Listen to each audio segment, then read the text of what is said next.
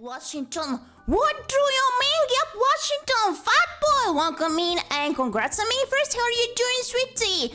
And I guess have a good rest, yay! Thank you for the daily chicken, 64 daily chicken. That's a lot of chicken. So we begin. SUBATHON Day 2, even though, as I did mention, today we're going to take things more like casually. Give me a moment, I lost the timer. Okay. We're gonna stream less. Welcoming! And do I ever make sense? Most of the times, maybe, probably, yeah, I think so. So yeah, floppies. Hello! Yesterday we managed to get one sub that made me speak in woo, Jesus Christ, delete that. That never happened. And so on and so on. Actually, well, we did reach one goal. The sub goal here in the corner did reset, but I'd remember. We are eventually have an alert anyway once we reach 20 new subs. So I'm gonna see how to tackle the thing. So far, I did not know how to add that sub from yesterday. I'm so sorry, but I'm counting it in my brain cell. And also I keep the things noted, so worry not. Nothing will be lost. The folks does remember. So once again, I wanted to remind you that there are like individual incentives and community goals to reach through the subathon that is lasting till May 12 so far. As in a whole month, yee! The upcoming week, the Fox will not stream as much since she does have some workers over, but I try to organize everything in a way that we're gonna see each other enough. So good day, everyone! Today is also my mom's birthday! Say happy birthday in chat, or else I might be hiding a gun behind me, who knows? Yeah, no, seriously, say happy birthday to Rin. Rin did a lot of things here. Like, it is thanks to Rin that I think I feel so safe here, honestly. Like, most of you might not have been there since the first time that this Fox did stream, but Rin was there. She wasn't there. At least that's the stream it may have been, but yeah, Rin did help a lot these folks to feel at ease and feel comfortable through her first streams. I was actually really worried the first times. I was panicking, shaking, didn't know what to do, didn't know what to talk about, but Rin was there. And she kept yapping with this fox in a way that the thing kept going, yeah. So thank you so much, Rin, for all you did, and it's a happy birthday day for Rin. And today I picked a demo of an upcoming Atomic game to play together. That is Scientists of the Golden Bull. Once again, you might use the add command. The game is currently up on Kickstarter till April 20, from what I do remember. They already reached the goal. Pretty fast, actually. But hey, consider supporting them. Basically, this is an Atomic game where we die in an incident, but no, wait a minute. It is not as bad dying in an incident as you may think. Or is it? We do be reborn as the scientists from our favorite fantasy web novel. And basically we must write fate to survive. We're also fated to slay the demon queen eventually. And of course we get to pick the choices that will influence the outcome. From what I do know, the full game will include over 30 hours of gameplay, 10 endings, and a faction system. So kinda like a dating sim in a way, yeah. And 3 romantic roots, and 1 more with planned DLC. And partial professional voice acting through the CG moments. Yeah, I'm really looking forward to it. It was a while since I wanted to cover this demo, but once again, like every single introduction of my streams is, I didn't know how to insert it into my schedule, so here we are, yay. But first things first. I can speak, I promise. Maybe I can't. Like, actually, I am in huge pain, floppies. Everyone asks where is the fox, but not how is the fox. I just ate the orange. I was so excited to eat this orange since this will be the last fruit we do have at home today before getting new fruit. And I was excited since, yeah, oranges, my daily fruit. I ate it and Jesus Christ, it was so yucky. Still not worse than the strawberries from last time, but it was so yucky, Jesus Christ. But I feel like my whole brain cell couldn't stand it. Senor Ganda, welcome in. How are you doing? Good day, good morning to you. Oh, right. Floppies, do keep working on unlocking my order form. You did quite a bit yesterday. It seems like there is a limit coming to how many channel points you may contribute, but hey, you are at 39% already. Let's go, you can do it, you can unlock the new form of this fox. It depends on where you get the oranges.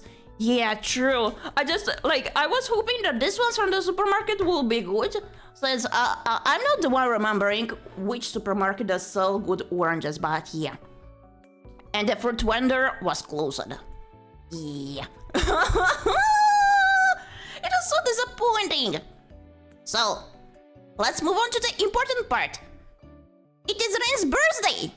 Happy birthday to you. Happy birthday to you. Happy birthday to Rain, the elegant, super sweet, and smart moderator. Happy birthday to you. Thank you for being here, Rain. I hope you will enjoy the demo of the game. Actually, I'm not sure how much you are or not at all into the Otoma games, but this one looked nice. So I chose this to keep a comfy stream today. Also, Floppies, we may be having some totally insane new redeems if you may check them out. Yeah, it'll be like that. There was something else that I wanted to update you coming to. I don't remember. I'm not sure what it was, actually. But yeah, so far we did reach 1 sub goal.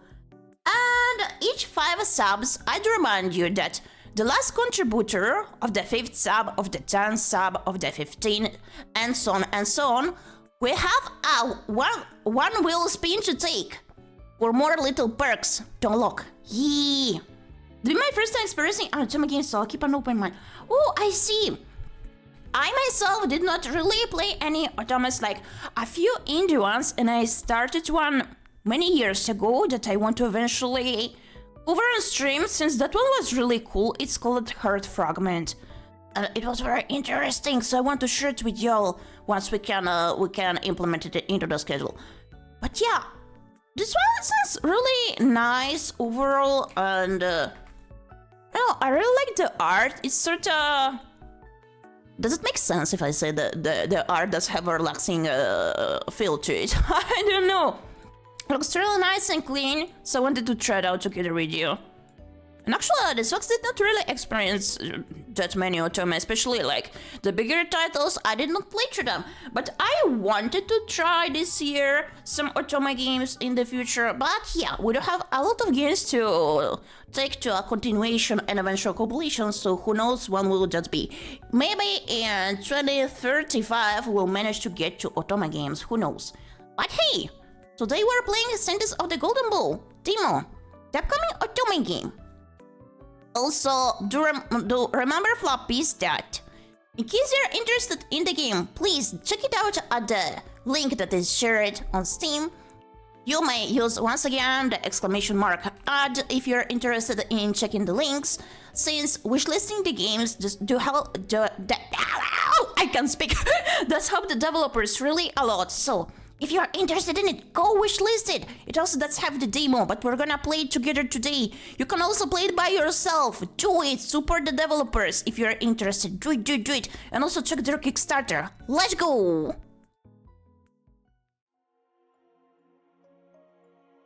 Okay, I have no idea coming to the audio levels.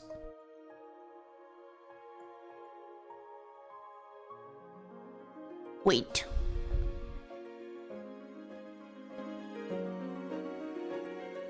Opa! That's too loud, sorry. Maybe... Is it fine like this? What do you think?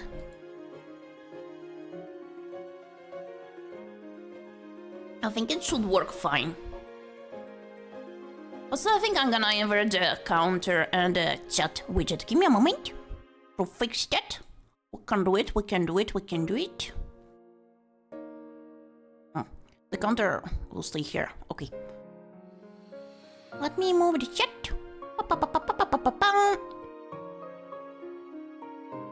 So, day 2 SUBATHON does begin. It is both our affiliate anniversary celebration and Rin's birthday. Remember to say happy birthday to Rin in chat, or else this fox will get you. And if she gets you, she's gonna bite.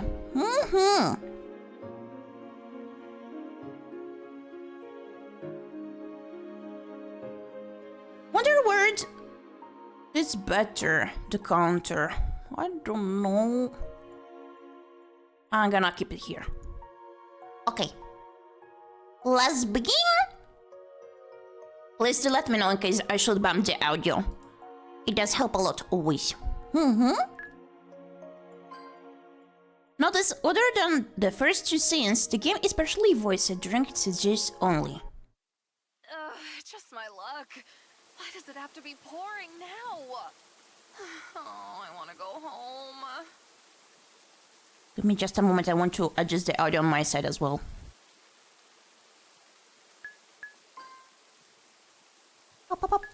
Full screen.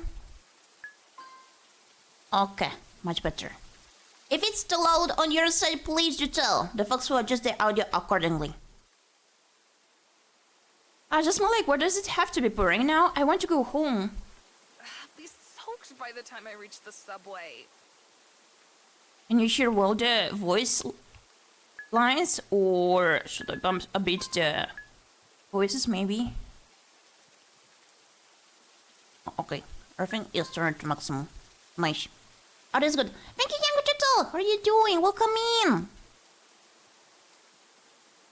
I ran down the street, holding my bag over my head in a futile attempt to block the rain. I do my best to stay underneath the shop awnings. The cars speeding down the street kick up puddles that shower me in rainwater. I'm ill prepared for such weather. I didn't even take a hoodie with me, let alone an umbrella. The damn cold seeps into my body, making me shiver. This day sucks. Oh my. My boss yelled at me again, no! And I had to cover for my sick coworker on top of doing my own tasks. Sounds stressful! Sucks. An office worker. I recently graduated from college and got this boring job where all I do is call people to sell them beauty products. Adult life sucks. It hadn't taken me long to tire of the monotony of adult life. I just want to curl up under a blanket and read web novels. Oh. Speaking of which, I got a notification on the web novel app that my favorite book was updated. Being the heroine of a fantasy romance novel would be such an amazing life. Fighting to save a kingdom from impending doom, wielding magical powers, and falling in love with a hottie. The hottie part. I should take a look at the app. I pull out my phone and unlock it. I open the app, looking at all the updates. I've got so much to read on the subway. Let's go, reading time. Looking forward to my next story. I ran through the crosswalk. What? Why would you run? No! By the time I look up to see the light was actually red, not green, it's too late. No! I'm in the middle of the crosswalk with a truck driving straight at me. Let's go. Should I take a step back or run forward? Quick! Think, Celine. I take a step back. No!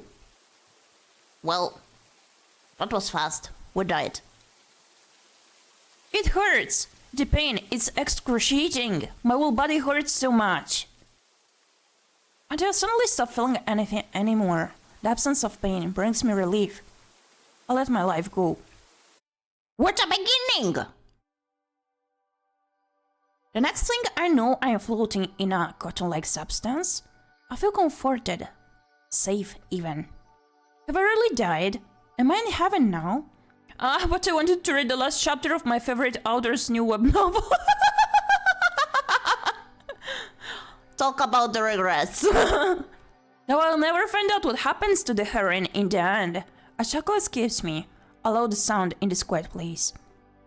I'm pathetic, aren't I? I died and now I'm just thinking of my hobbies, not my parents or my friends. Not that I had a great relationship with anybody anyway. I was quite a loner. What is that sound? In the emptiness I can hear someone singing.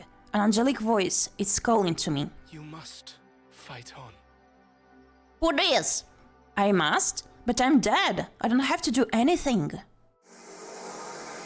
Whoa! Suddenly I feel a pull. My soul gets grabbed and yanked towards a golden whirlpool. I scream but no sound comes out of my mouth. I close my eyes, the shifting reality around me, making me feel dizzy. Oh yeah! Such a beautiful scenery would be in the forest. When my senses return to me, the first thing I notice is the fresh scent of a forest. I open my eyes and look around. I'm in the middle of the woods. Lush canopies of trees above me sway gently in a light breeze. She's cute! All purple! I like the eyes. How they look quite poppy, coming to the rest of the palette. There's something heavy in my hand, and when I look down, I see that I'm holding a simple hunting bow. My feet, clad in running boots, sink into the down-growing moss of the forest floor. I'm out hunting, I realize. Wait, how is it possible? I just died, and... It's been ages since I handled a bow. The last time I practiced archery was in middle school, back when my parents could still afford to spoil me. I also hadn't put on such high boots today for work, or these fancy pants, or this jacket. The outfit looks almost like it belongs in a Korean webcomic. Who am I? Celeste? Where are you, Celeste? No longer Celine? Would it be Celeste now? Somehow I suddenly realize I'm supposed to be hiding. Hiding from what or whom? I don't understand. I only know I must seek cover. The urge to disappear from sight is so strong that I don't even question it. I find a thicket of bushes and dive into them, not caring that my outfit will get dirty and torn. From my hiding spot I observe the situation, holding my breath. A handsome man with red hair tied back in a ponytail runs towards me. He's wearing some sort of fantasy armor and he has two thin swords on his hips. I recognize this person. This man is my knight, Levi Parent. Wait, I don't have a knight, I'm Celine. I'm a 21-year-old simple office worker fresh out of college with a job in sales. Is that really the whole truth, though? Levi turns left and right, searching for me. Celeste? Please, come out. Am I Celeste? Who is Celeste? Failing to discover me, he runs off. Okay, that's me. I recognize this guy's looks from somewhere, and the name Celeste is familiar too. No, I couldn't have. Did I get reincarnated? Here? Out of all the bookstore games. Kobayashi! For the headbutt. Thank you. For the headbutt. How are you doing, sweetie?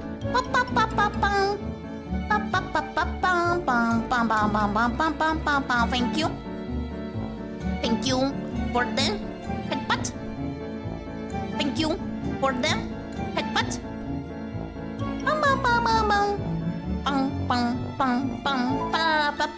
We already got isekai, yeah. Out of all the bookstore games that could have been the setting for my reincarnation, why did I have to end up in the BL tragic fantasy web? No, wait. Boys love? How? Out of my game. What would it be in the boys love story? Wait, how does that work? Why this one? Scent of the Golden Bow is the work's name. It was recently adapted as a webcomic, that's how popular it had become. The book used to be one of my favorites, but the world of this story is not a nice place to live. There's a war going on with a demon queen. And Celeste. Why did I have to be reincarnated as her? What I just witnessed was the opening scene of the book. Before Levi is chosen to become the titular saint, he goes out hunting with his unrequited love, the lady he's serving. Ooh, so we don't care about him. That is why we did hide. 10 seconds in and we met Truck-kun already. Yeah. I see. He's supposed to protect Celeste, but he loses sight of her at some point and... So I'm like following the story. I see, the story of the book, so I wonder if those are like my choices or if I have to at some point follow literally the book and I have no choice of like not following through the path. Hey, I see. Magnus, welcome in. Thank you for the daily chicken. 24 daily chicken. That's many chicken. All for me. Chicken are friends. Don't eat them. Not my daily chicken, I mean. Ungodly sound makes the hairs on my skin stand up. Oh yeah, who this? Scary. The creature that made the sound appears to my right. It's the ugliest thing I've ever seen, an abomination. A demon. The imp's leathery wings flap in the air. Then the creature flies toward me. It has spotted me. It looks so tiny. Is it strong? This is the moment when Celeste the Quarters dies a miserable death. Really? Really? Please don't die twice, lady. Personally, I wouldn't worry too much about falling past, as it should have a flowchart. Yeah, but I'm like wondering if the story will be structured in a way that we literally do follow the story of the book we're inside, or if she will be having like the way to changing the story, aside from the choices we take, that is. Just curious. The narrator is well, yeah. When Celeste the Aquarius dies a miserable death to become part of Levi's tragic backstory. Really? No.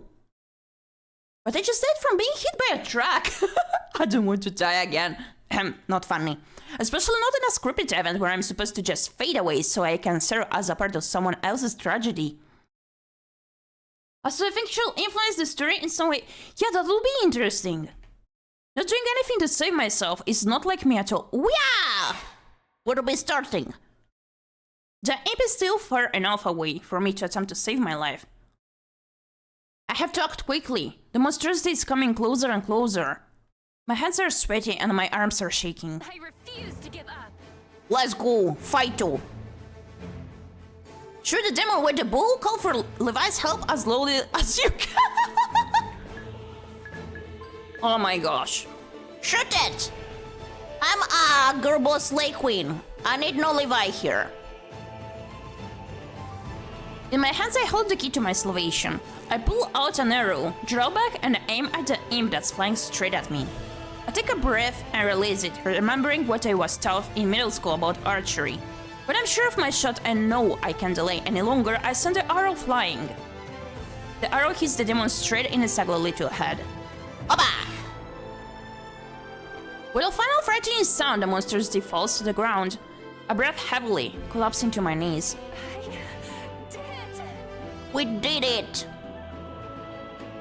I think I want to lower a bit the background music.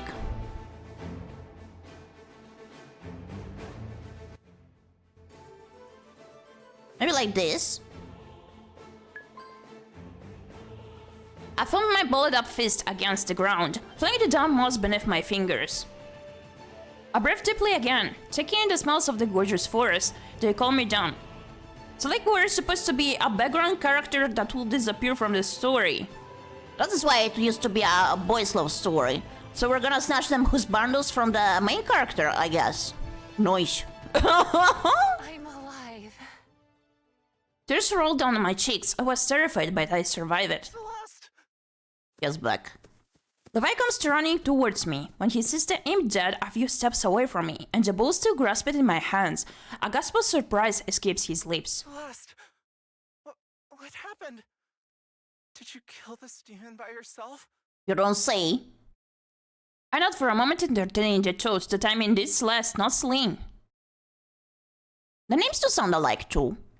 I open my mouth to explain the situation, but my voice sounds raw and shaky. I killed the demon.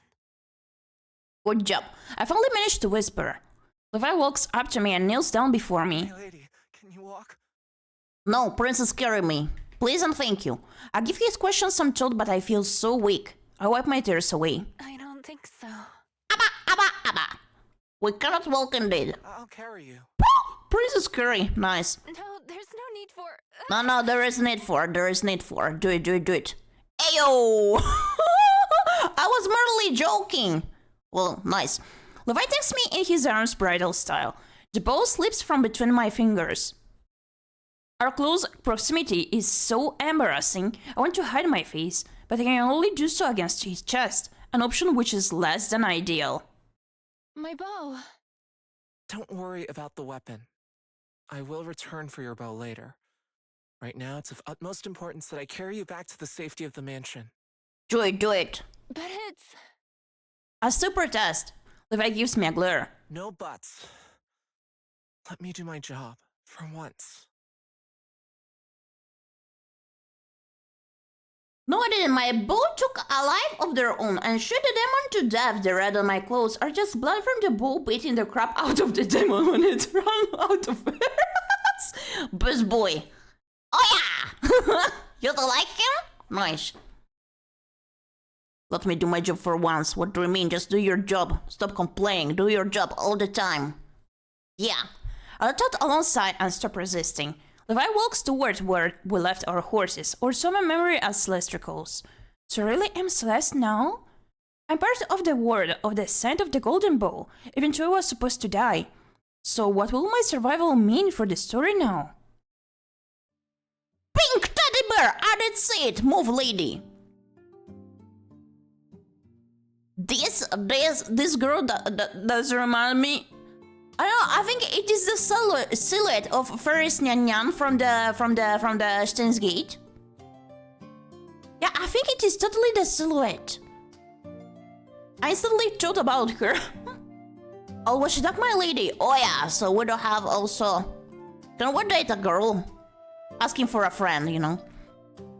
After an awkward bath where I had to let my maid Linda wash me, I fully dressed in a nightgown and aloe dressed.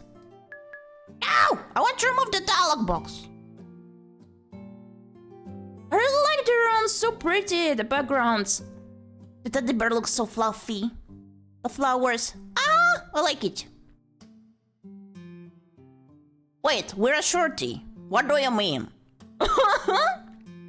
ⴰᴍᴜᴜ's lost cousin, maybe. Yeah. My body feels weak. The shock of dying, reincarnating, then almost dying again. Finally taking a toll on me. I'm sorry. It's not funny. I'm not a psycho, I promise. A loud yawn escapes my lips. I cover my mouth. I'm going to lie down. Is there anything else you need from me? I forgot I'm supposed to formally dismiss Linda whenever I want to be alone. She's Celeste's servant, after all. I'm good for now. I'll call for you later if I need anything. Alright, my lady. Linda curtsies before me, and then she exits the room. I really like this room! Looks very comfy! I sink into the softness of the mattress, taking a good look around the room. This place has an undeniable, expensive, polished, fancy look. Look at them teddy bears, there's even a tiny one. And a squished one, so cute! Somebody has tried very hard to make the atmosphere more feminine, and I know it wasn't Celeste. The Celeste the book mentions is quite the tomboy, caring little for girly things like dolls and decorations. She doesn't have good social skills, she lacks proper knowledge of etiquette, and she dances like an elephant. Instead, she's great at archery, hunting, and riding horses. However, this society deems all of those activities inappropriate for a lady, and thus she doesn't have many friends. Sounds so much like me in my past life. The only two people who really like Celeste are Levi, who for some reason that isn't really explained in the book, adores his lady, and... Woo! Would it be... No wait, that's not me. It's Eurydice. Who's that? Celeste, are you alright? Is there mother or sister? Who that? Celeste's twin sister, Eurydice. She's so pretty! Look at her. Not again. Look at her! I like the hair accessory and the hairstyle. Good. Witty. The book also briefly mentions Eurydice as part of Levi's backstory, simply describing her as the more ladylike twin who loves pink and romance novels. I feel Celeste's emotions for Eurydice in my heart too. Celeste really cherishes her sister. Celeste? Eurydice notices that I'm staring at her with a faint smile on my face. I'm alright. Thanks for worrying about me. Twin sisters! Good. She rises over my bed, fixing the pillow under my head and helping me sit up. Where is the bed? 3 characters plus us.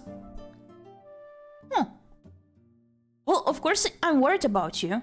You're my beloved sister. What would I do if I lost you? I'm fine. I've been through worse. Yeah, I just died and no Don't worry, it's fine, it's fine. Why was with me? I've been through wars. I quickly searched through Celeste's memories. Remember the time I stole Marquis' house-praised mare and rode her into the woods until she threw me off? Then Father and Levi found me lying in the ditch? I looked for that horse for days. As the missing horse is the most important part of the story, your whole side was bruised, and you got ill from the cold and the damp. But you nursed me back to health, didn't you? Of course, someone has to take care of you when you don't bother to take care of yourself. I give her a wide smile. Mission accomplished so far, would pretend to be Celeste. I really would like to know what happened today, too. Levi babbled up something about a demon? Father. There is a father? I'd like to know more too, for the matter. Oppa, there is the father as well. Did not expect. I thought we were alone. Father walks into the room without knocking or otherwise warning us of his presence. He has a stern look on his face, but adjusts his usual expression. The joy I felt at talking to Eurydice momentarily evaporates. New emotions from Celeste surface in my heart. Her father has always made her feel lesser, in not a with Oppa, Oppa, Oppa. I review her memories of him and Christine Wardley. To say her father favors Eurydice will not at all capture the severe inequality of the situation. During some of their past interaction, he has been outright abusive, belittling Celeste and calling her names. Told so! Bonk him! Get rid of the father! Maybe someone else will get reincarnated as new father and will be kinder to you. Yeah. I stiffen my spine, sitting up straight. I took so much shit as Celine. Shit. And I'm not going to do it again as Celeste. What happened today that's left you so disheveled? I look down at myself. The only blemish in my appearance is a scratch on my knee from when I hid in the bushes. The mark is so small that I didn't even notice it while bathing. Otherwise, I'm wearing a fresh nightgown and all cleaned up. Crazy. He's a psycho. There's nothing disheveled about me. I give Father a defiant look. As you can see, I'm fine. Thank you for asking. Father huffs. You and your sister's 18th birthday is in 3 days. We're leaving for the capital the day after tomorrow. If you're not healed up and in top form by then, I'll be up and running by tomorrow. My body feels tired and heavy, but it's nothing a bit of sleep can fix. I see Eurydice scoot slightly to the left, as if taking a step away from Father's negative energy. You'd better be. I don't want you to ruin the Golden Bowl ceremony for your sister. You're forbidden to leave the mansion for the next 3 days. How am I supposed to get better if I can't even touch the grass? I open my mouth to tell him off, but my eyes land on Eurydice. She shakes her head slightly. To honor her wishes, I decide not to agitate Father any further. Alright. I nod. I don't feel like going hunting or horseback riding anyway. Someone would quickly notice that I'm not as good as those activities as Celeste should be. I'm still not sure how much of her skills I can access for myself. Levi set me in front of himself on his horse to return us to the mansion earlier, so I have no idea if I actually know how to ride a horse myself. I only rode a horse once or twice as Celine when I was a kid, not nearly enough to match Celeste's experience. Now tell me what happened. I killed the demon. Both Father and Eurydice let out gasps of surprise. You what? Levi said you two had an encounter with a demon, but I assumed he was the one to kill it. I shake my head and smile. I shot an imp with my bow. What was such a monstrosity doing in the middle of Lokar Empire lands? We're far from the war front. The imp was conveniently there to kill Celeste for Levi's tragic backstory. I want to tell the truth, but of course I won't. Father and Eurydice will take me for a madwoman if I babble about them being characters from a novel. I don't know, but the monster attacked me, so I killed it. I shook like my actions were nothing out of the ordinary. After all, in the face of danger, it's kill or be killed. Father sits down on the chair next to the entrance of my room and hides his face in his hands. I knew my daughter wasn't much of a noble lady, but this... He mumbles slowly enough for both Eurydice and I to hear him. My sister and I share a smile. Where was your night when the demon attacked you? I should choose my words carefully. I don't want Levi to take the blame for my actions. I ran off on him again. I wanted to hunt on my own. Of course. He lets out a long sigh. Like I'm burdening him more than he can bear. My body takes this moment to remind me how tired I am. A big yawn escapes my lips. I cover my mouth with my hand. Rest. Father gets up and gestures for Eurydice to leave. Your name is so pretty. Eurydice nods and walks behind him out of the room. She turns back to me when she's in my doorway and gives me a warm smile. Get some rest, I'll be back later. I return her smile and sink more deeply into the bed, making myself comfortable. It doesn't take long for me to fall into dreamless slumber. When I wake up again, the rays of morning sun pour into my room. I get out of the bed and stretch to make sure my body's working properly. I feel refreshed after my long sleep. No more weakness in my limbs, everything's in order again. I walk to the desk and sit down. I take a fresh sheet of paper. I hesitate when I realize there is only a quill for writing, but I won't be stopped. I produce a few scratched letters. My handwriting looks horrible. It seems I can't directly access Celeste's skills after all. That's quite inconvenient. I can manage to write with a quill, but not very well, and only in English, of course. I have to write down everything I know about the web novel Destined of the Golden Bow so I can organize my knowledge of the world and line it up with Celeste's memories. Scratchy handwriting or not, I need to sort out all my assets. Let's start with the basics. Destined of the Golden Bow is a romantic tragedy fantasy web novel by the Korean web novelist Han Kim. I read the English translation on one of my favorite web novel app and comic apps. The story was supposed to be turned into a webcomic and had promo art, which is how I was able to recognize Levi immediately. His designed artwork even had him in the same outfit he was wearing on the day of the demon attack. Maybe I should also write down what a web novel is, what a webcomic is, what a BL is. Nothing else, I got the basic stats enough. BL. What BL is? A scribbled BL on the paper. Boys' Love is a genre of Asian media that centers around relationships between two men but is geared towards the female audience. It's romantic and simply wonderful to watch two men fall in love with each other. Really such a sin for good BL romance. What a webcomic is? I penned down webcomic in big letters on my sheet of paper. Webcomics are often adaptations of web novels. Each episode is published on a reading app as long vertical strip. Some even feature music composed specifically for the chapters, but those are rare. Unlike other Asian comics like manga, webcomics are in color. They are published digitally too, though sometimes they also end up being printed as books. There's a very popular genre of webcomics right now, called otome isekai. In those stories, a girl from Earth dies and is reincarnated as a character in a visual novel or web novel. Sounds familiar, doesn't it?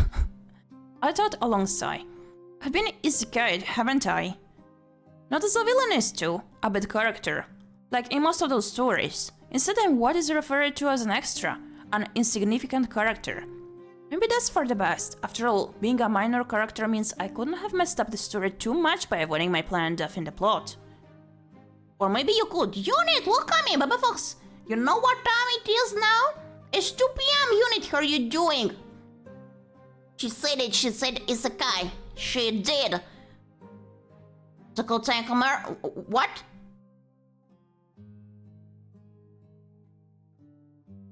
Tickle? No, not tickle. I'm gonna scream. Yeah!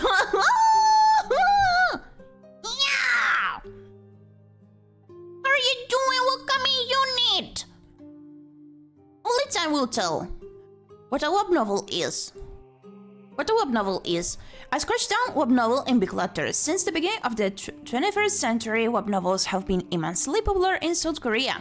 A web novel is a novel first published on the internet. Readers unlock chapters and interact with what they are reading by posting comments. Web novels tend to be very long in order to maximize engagement.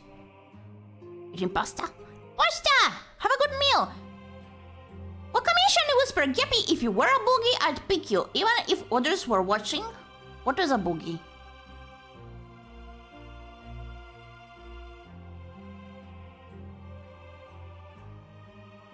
I'm confused. What is a boogie?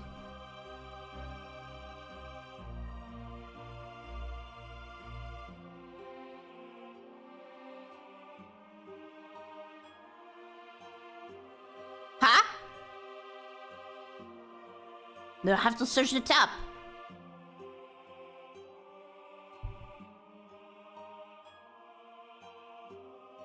I heard nying from streamer.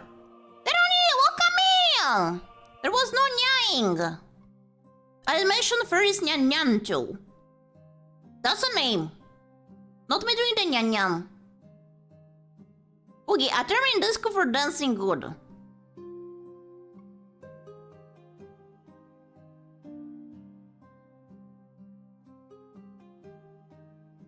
Booger, a piece of dried mucus from inside the nose? Really? Why would you say that? Am I being gaslighted? Nope. First Nyan Nyan is a name of a character from Steins Gate. And a character here reminded me of her. No gaslighting, not yet. Scent of the Golden Bow was an exception. It wasn't that long of a book, but it still got over 100 chapters. It was translated to English and published on one of my favorite web novel and comic apps. I think they meant it as a compliment too. Oh, what a compliment. I mean, oh,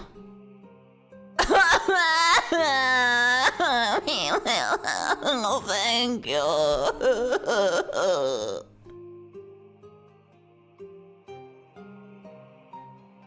What a compliment. I see. I was grateful for the chance to read it in English, as I don't know Korean. Nothing else, I've got the basics, that's enough.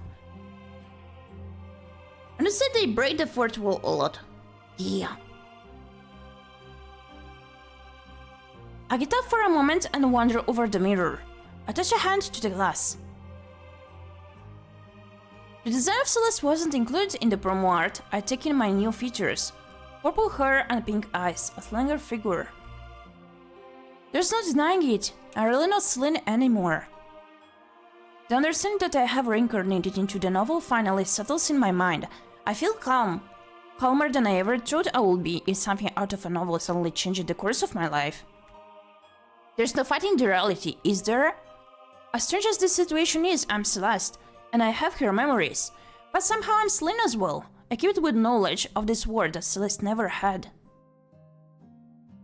I walk back to the desk and sit down to continue organizing my thoughts. Maybe after I process everything, I'll break down and cry about my fate. Right now, however, I don't feel like moping around. Instead, I want to fight for a better fate.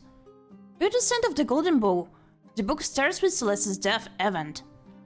Levi was in love with his lady for years, but the actual love interest of the story is Prince Noah.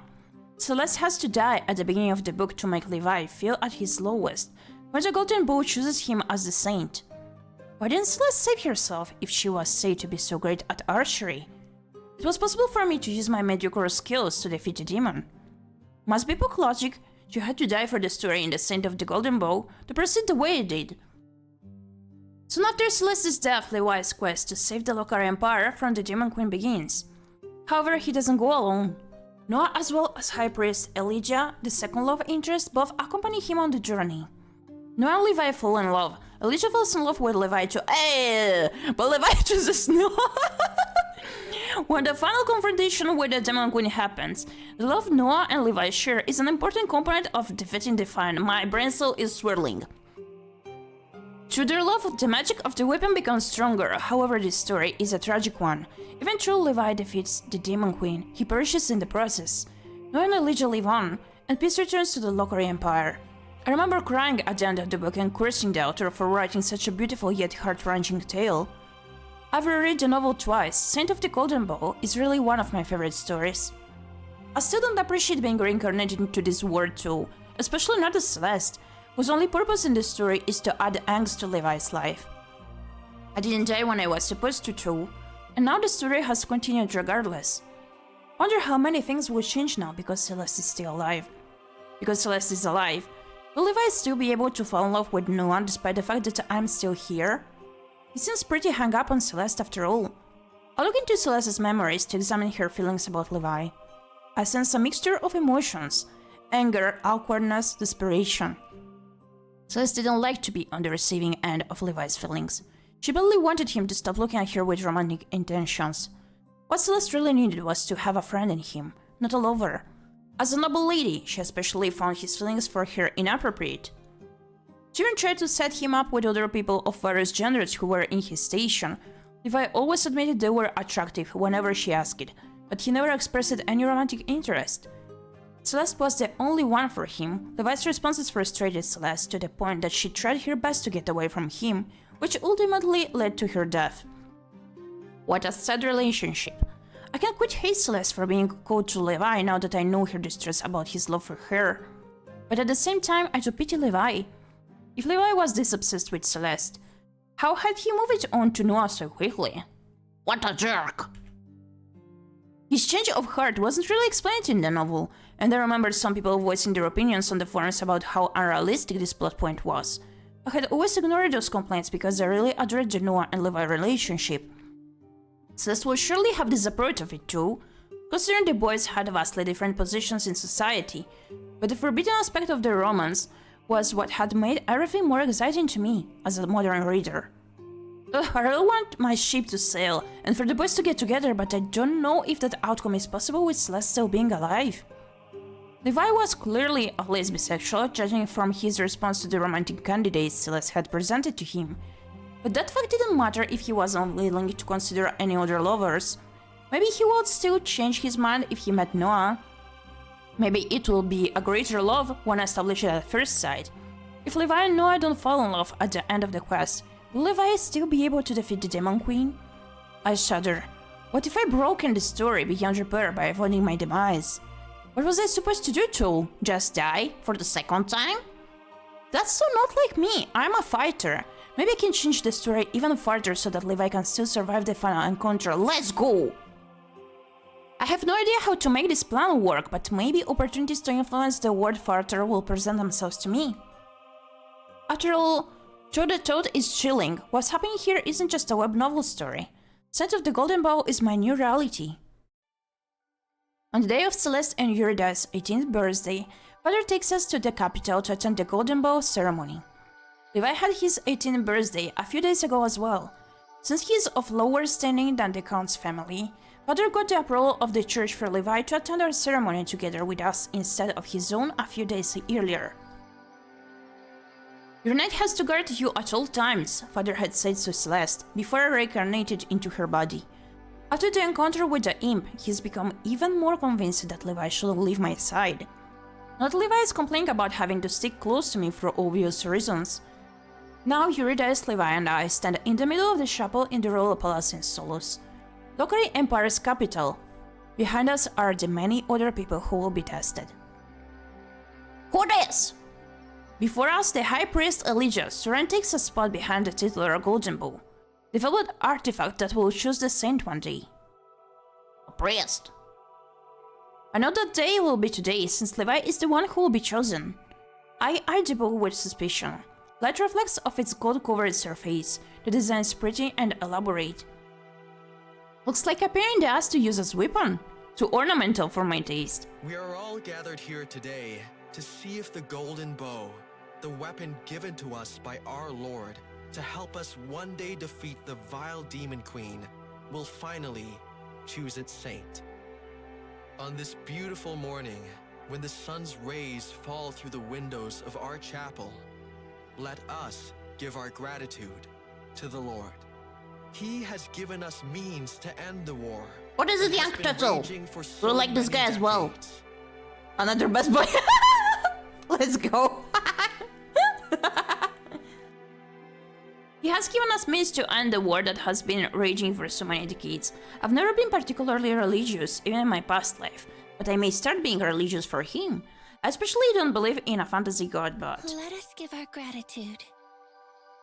Let us give our gratitude. When Eurydice and Levi bow their heads and say the words of a prayer, along with all the other people in the hall, I mumble the words as well. Let us give our gratitude. I don't want to draw suspicion to myself, after all. 20 years ago, the blessed blacksmith was bestowed with the Lord's inspiration and crafted the Golden Bow. He worked tirelessly, day and night, until finally, he completed the artifact. Ever since then, the people of the Lokari Empire have sought to be tested on the day of their 18th birthday by the Golden Bow, the artifact will choose its wielder. That person will I become gotta the munch on a saint donut in the and be meanwhile. tasked You with just defeating yappa. the Demon Queen, who has terrorized our borders for 23 years. 23 years. I'm glad the leader reminds us of the history of the bow. I've forgotten some of the details. I will now call forth today's attendees to be tested. Each of you just needs to touch the golden bow once, and its judgment will be bestowed on you.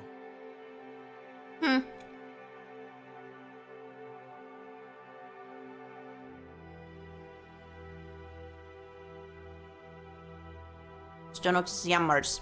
Alicia takes out a sheet of paper and reads the first name from the list. Eurydice the Queris, daughter of Count the Queris. I like the names in this game. Eurydice approaches the bow. She puts a hand on the artifact. Nothing happens. Of course, what else did I expect? Levi is the saint. The golden bow will only glow for him. Nah. A frown appears on the high priest's brow as he reads the next name. Celeste the Queris, daughter of Count the Queris. I take a deep breath and step onto the podium. Reminding myself I shouldn't expect anything, I put my hand on the weapon. For a moment nothing happens, but then... the bow glows! Who would have thought? Its light getting brighter and brighter with each second. The light feels scorching hot. I close my eyes, worrying I go blind if I don't. You must fight on. I hear the angelic voice again. Was the bow the one speaking to me when I reincarnated? Or was it the god of light himself? The thought that I may have been addressed by a deity is frightening. No, gods aren't real. You're not religious, Celine. The golden bow. The burning light makes my skin feel like it's on fire, so I take my hand away from the bow. But my hand continues burning, the searing pain climbing up my arm to my chest. Ah! I scream. My head is spinning. The pain is too much for me to handle. I wanted to stop. Stop! I'm on fire! I'm dying! Not again! Lady Celeste! Sister! Levi and Eurydice are calling to me, but I don't have the strength to respond. My consciousness fades, darkness taking me into its comforting embrace. I feel so groggy.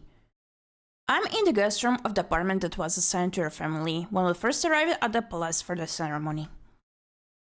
The impersonal decor makes the place feel cold and unwelcoming. I know the room is supposed to look grand and elegant, but I don't feel at home here at all. Yeah, feels way less cozy than our home. Our home is top-notch, good, elegant, comfy. But this Celeste can be the scientist of the golden bow. This role is too dangerous for her. I am the danger. I am dangerous. Worry not, Levi. I turn my head to the left. Levi and Eurydice stand by the door. Neither of them notice I'm awake. Just imagining her going on the dangerous quest to defeat the Demon Queen makes me terrified for her life. We have to stop the Church and Empress from declaring her to be the Saintess. Levi, it's not for us to decide who the Saintess is. Neither is it the choice of the Church or the Empress. It's the God of Light who singled out Celeste to be the savior of our empire. This must be some kind of mistake. Levi, you're committing blasphemy here. You can go against God's wishes. What if the heart does tell you so? Go even against God's wishes and fight God. Levi, best boy. Okay. But Lady Celeste is... Look, I know you're worried for my sister, but please mind your words. If someone other than me hears your opinion about God's choice, you might get in trouble. So really, I'm the Saintess of the Golden Bow? I speak up, not believing my own words. Levi and Eurydice turn to me. Eurydice runs up to the bed and takes my hand in hers. Celeste, you're awake. How are you feeling? Fine, I think just a bit tired. You really scared us in the chapel. You screamed like someone was tearing you apart. The light of the bow entering my body felt like it was burning me. That sounds horrible. Tears well up in Eurydice's eyes. She's so empathetic towards us. I squeeze her hand, trying to comfort her. I glance behind her to where Levi still stands by the door. He has a defeated look on his face.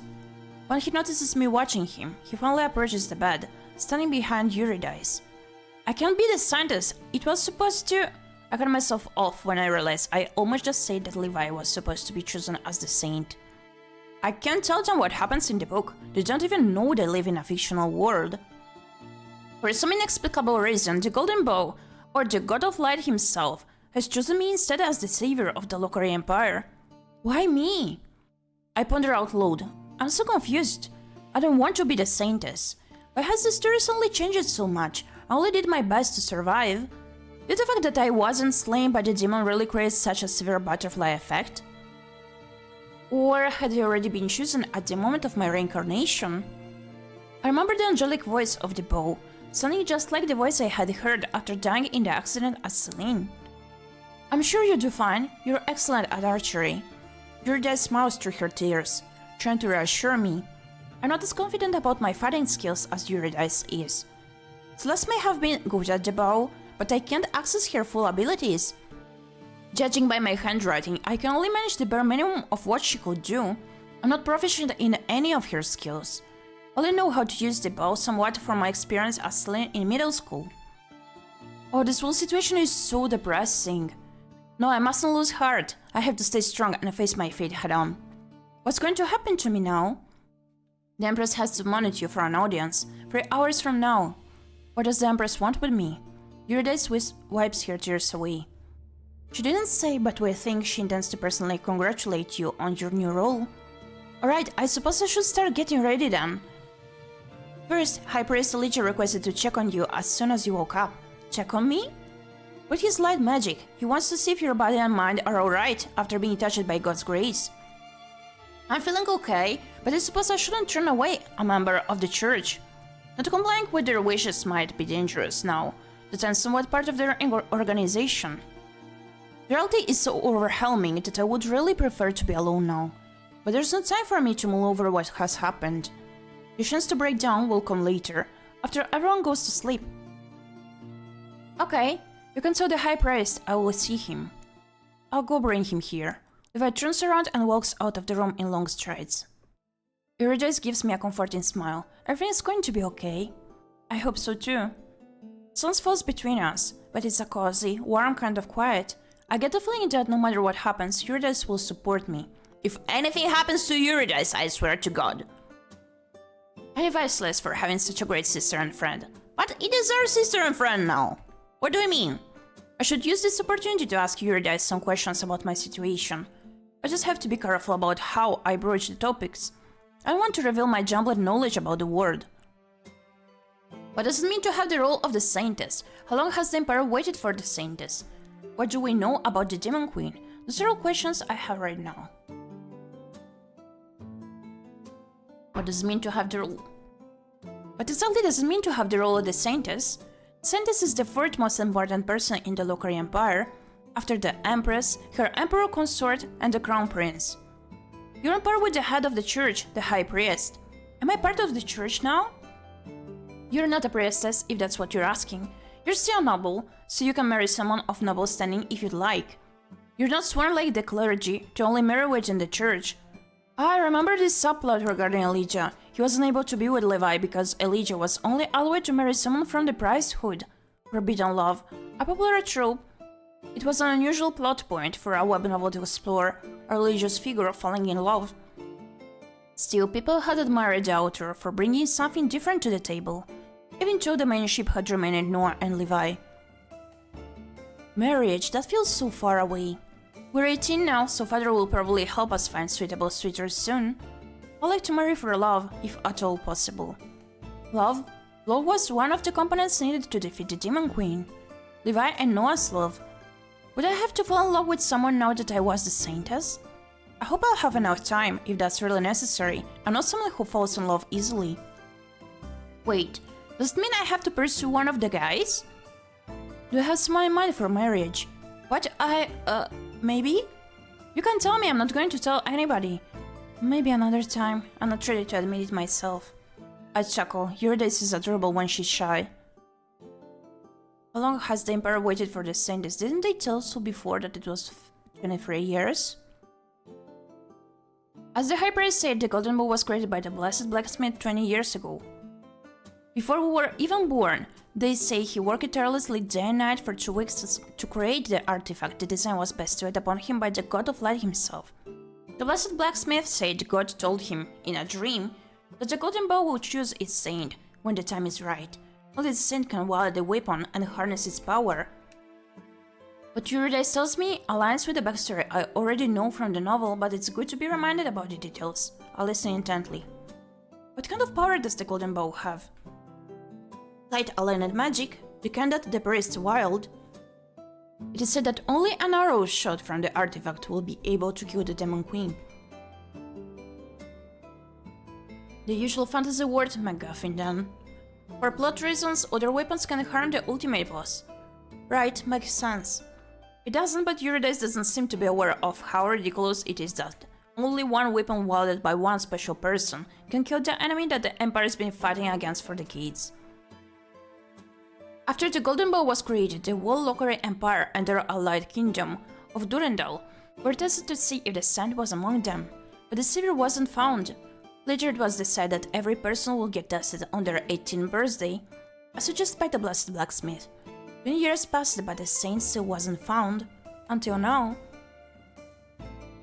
It feels so random that I was actually chosen as the Saintess. But it's my reality now. This word seems to operate on book logic anyway. What do we know about the Demon Queen? The people who have seen her say she looks like a beautiful woman, except she also has horns, a tail and a third eye on her forehead. But she's far from human. She's cruel and dangerous. She kills humans without mercy. She commands an army of demons, with monstrosities. You saw one, was it as ugly as they say? The imp wasn't pretty, that's for sure. The war has been going on for 23 years now. Over that time, 1/3 of Lockary Empire's lands to the east have been ravaged by war and infiltrated by the demons. They leave only ruins behind when they take over a town. Their fire is said to be ever burning. You have to travel east to defeat the Demon Queen. She's taken up residence in the 괠ᴅᴜᴜ castle. It used to be the seat of Duke 괠ᴅᴜ and his family, but they had to abandon their homeland to the demons 10 years ago. That news doesn't make me want to go to the border at all. It'll be like walking straight into the mouths of the enemy. I fear you won't have a choice in the matter. The Empress decreed long ago that once the Saint or Saintess was found, they would immediately embark on the quest to defeat the Demon Queen with a party of the most capable fighters. A quest, huh? Sounds like a story from a role-playing game. Not to expect anything else from this book world. Levi went on this quest as the Saint after all. I just hope you won't have to leave too soon. I think I'll need some time to learn to wield the Golden Bow and to accept the whole situation. I'm sure the Empress will understand. Those are all the questions I have right now. For now at least. Thank you for helping me search through everything, sister. Your days gives me a bright smile. That's what I'm here for. One thing's certain, the people of the Lockary Empire have been waiting for the Saintess for ages. A lot of faith will be put into your abilities. A lot will be expected from you. I don't envy you. If I could, I would share this burden with you. Thank you. I'm really moved by Eurydice's dedication to me. There's a knock on the door, then Levi's voice can be heard from the other side. High Priest Elijah and Count Quiris have arrived. They can enter. Elijah comes into the room, followed by Father. Levi closes the door behind them, remaining in the living room of her apartment to guard the entrance. The High Priest bears a friendly smile. Father, on the other hand, wears his usual scowl on his face. It seems like he wants to say something. I give him an inquiring look, which is met with a glare. I know if I should laugh or cry at the fact that his disposition towards Celeste hasn't changed, even in the middle of such a life-changing situation. What does Celeste have to do for her father to show her affection? If I had any hope that he would be proud of me now, that I had suddenly advanced to a great position in the hierarchy of the Empire, it evaporates now. I decide not to say anything to Father while Elijah is around. I don't want him to witness a fight between us, and I doubt I can hold my tongue right now. May I sit beside you? Sure. Elijah approaches and sits beside me on the bed. I need to touch you to make sure you're healthy. Is it alright? Is that how light magic works? As someone who reincarnated here from Earth, I have little knowledge about magic. I don't remember a scene like this one, with a high priest in the book. Come to think of it, Levi didn't faint after touching the Golden Bow. He must have a much stronger resistance to pain than I do. Celeste doesn't know much about magic either. She has no magical powers of her own after all. Nobody in the Quiris family does. If Elijah says he has to touch me for his magic to work too, I doubt he's lying. I look at him. He stares back at me with a patient smile. The High Priest is really attractive. And I thought I would find a guy with pink hair dashing. But he must have the longest lashes I've ever seen on a man. I blush, realizing I'm checking Elijah out. He's a priest, for heaven's sake. Eurydice just reminded me that he can only marry within the clergy. He's off limits. Besides, he only wants to touch me to make sure I'm okay. Stupid hormones. I clear my throat, so I can do nothing to stop my cheeks from burning. Alright, go ahead. Elijah surprised me by laying his forehead against mine. Before I can protest, an aura of white surrounds his body. He's really working his magic on me. I close my eyes and focus on how his magic makes me feel. His touch is pleasant and warm. I become strangely comforted. Before I realize what I'm doing, I lean in closer towards him. Voila! Elijah's chuckle makes me snap out of the comforting embrace of his magic. Light magic does have a good feel, doesn't it? There's a twinkle in his eye and a confident smirk on his face. Is he flirting with me? A priest? Flirting with us? Crazy. Embarrassed, I pull away. Lady Celeste is healthy. I can also confirm that the golden bow's magic has entered her body. She's the scientist. Heather lets out a heavy sigh. I hope you won't embarrass me. I glare at him, pursing my lips. I want to call him out on his unkind behavior, but I stop myself. I turn back to Elijah instead. Thank you for the checkup. You're welcome. Only 2 hours remain now until Celeste has to attend the audience with the Empress. Ah yeah, we should go and let Sister prepare for seeing the Empress. I want to keep talking with Elijah. If anyone can explain to me more about the Golden Bow's magic, it's him. Unfortunately, now is not the right time. Father rings the bell. A moment later, Linda appears in the doorway. Make Celeste presentable for meeting the Empress and Emperor Consort. Yes, my lord. Everyone says their goodbyes to me, and they leave me alone with my maid. I follow a step behind the father, walk through the corridors of the palace to the throne room, where the Empress and the Emperor Consort are waiting for us. As I watch father's back, I feel Celeste's resentment for him resurface. No, resentment isn't a strong enough term to describe her feelings. Celeste hates her father. Not without reason either. What he's done to her over the years is something I can only describe as pure abuse. He's belittled her constantly, both in public and in private. His favorite title for her is his no good daughter. He has always made her feel like she is less than Eurydice, unworthy of his praise. The only time he ever pulls his attention away from Eurydice is when Celeste misbehaves. Celeste's mother died when the 2 girls were young. Celeste has no memory of her, and no one to shield her from her father's wrath. Maybe that situation is why Celeste is always out hunting or horseback riding, taking herself far away from father and her duties as a noble lady. And Levi, he has watched Celeste suffer at father's hand. I have a memory of him standing up for his love, and father having him flogged for it. After that event, Celeste forbade her knight to ever act in her defense again in front of her father. Levi protested, but Celeste insisted, using her authority as his noble lady to make him agree. In the years that followed, they both suffered, Celeste from her father's abuse and Levi watching his love in pain. How could I not hate Celeste's father for his disgusting behavior? A pang of loneliness shoots through my heart. My parents never abused me, but I wasn't from a picture-perfect family either. There was a lot of fighting between mom and dad before they finally divorced. I was 14 when they parted ways, and I had a lot of trouble accepting that the situation wasn't my fault. I tried to help them fix the broken relationship before the divorce, but they didn't believe their marriage was worth saving. Eventually, everything fell apart, regardless of my efforts. Ever since then, I had trouble trusting anybody enough to fall in love. I had a boyfriend in high school, but he broke up with me because I was too cold and emotionless towards him. His exact words. Ha!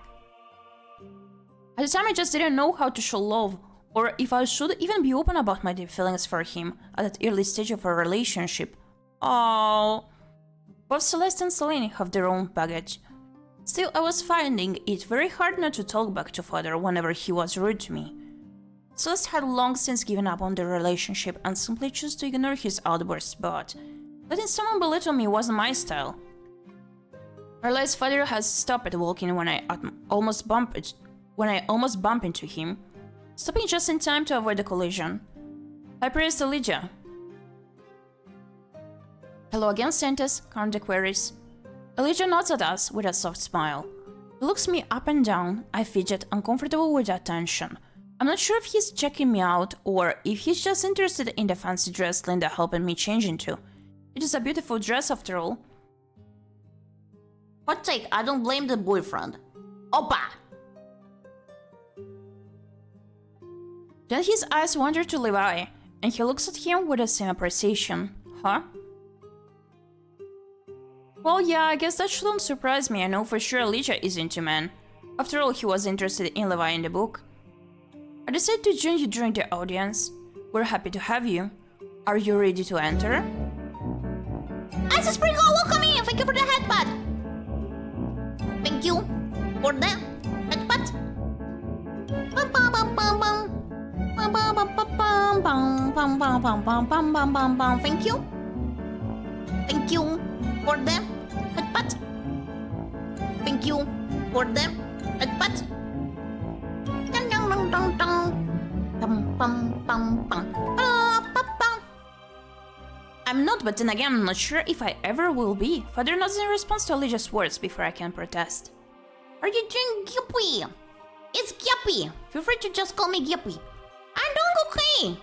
We're reading a demo of an upcoming otome. For Rin's birthday! It's my mom's birthday! Chat, say happy birthday, Rin! Are you doing Ice Sprinkle? Maybe to get one to the mommy type of girl. Maybe. A baby man, in fact. Yeah. I'm not, but then again, I'm not sure if I will ever be. Father nods in response to Elijah's words before I can protest. Let's enter. The guards in front of the throne room entrance opened the door and Father and Elijah entered the hall. Up aboard, let's go! I turned to Levi. Now more than ever, I need the support of someone who I know cares for me, even though he doesn't really care for me, but the original Celeste.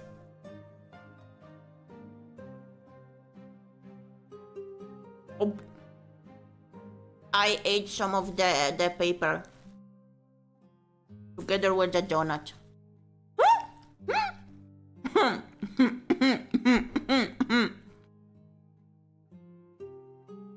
Levi won't be allowed to say anything during the audience, but I still want him present at my side. Come in with me. You'll only be able to stay by the door, but I want you to be there for this conversation. Alright? I entered the throne room as well now. Levi following behind me. The Empress is sitting on her throne, and the Emperor Consort is lounging in the smaller chair next to her. Levi always got such a depressing look. Wow, she looks evil. Honestly.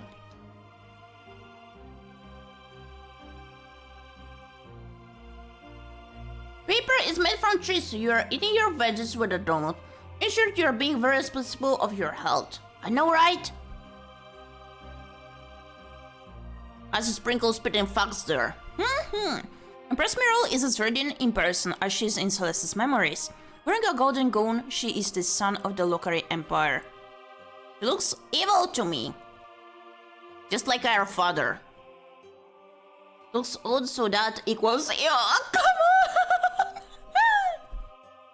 Nah, I mean the facial expression, the eyes, I don't know. It feels like she's judging me. Her husband, Emperor Consort Lucius, comes from our allied country, Durandal. He's called the Moon of the Locari Empire. Looking at him makes me remember that the Locari Empire's allied country of Durandal is a southern land, and thus its people have darker complexions. I come from the States, so finally seeing someone of color feels familiar and comforting. It reminds me of the fact that the novel was quite diverse for a book written by a Korean web novelist. Even though there aren't too many characters of color in Sign of the Golden Bow, the book introduces them in some important positions. Noah, the main love interest, is mixed race. When the Empress sees us approach, she gives us a bright smile. Alas, the prophesied scientist stands before me in the flesh. Looks like a noble who needs to be told us so no one will even know. Opa.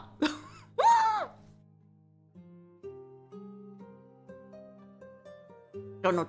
Yummy.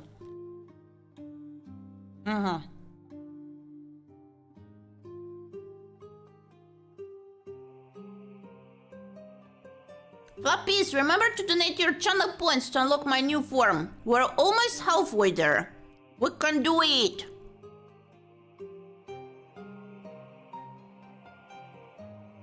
Also, we have new redeems up and going. In case you do be curious. I see what these are now. The text without a name attached to it are the writer's dialogue about the novel. Yeah.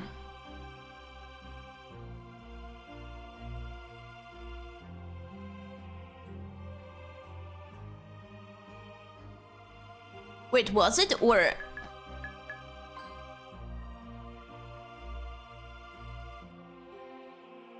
They should be actually the main characters' toads. If you mean these ones.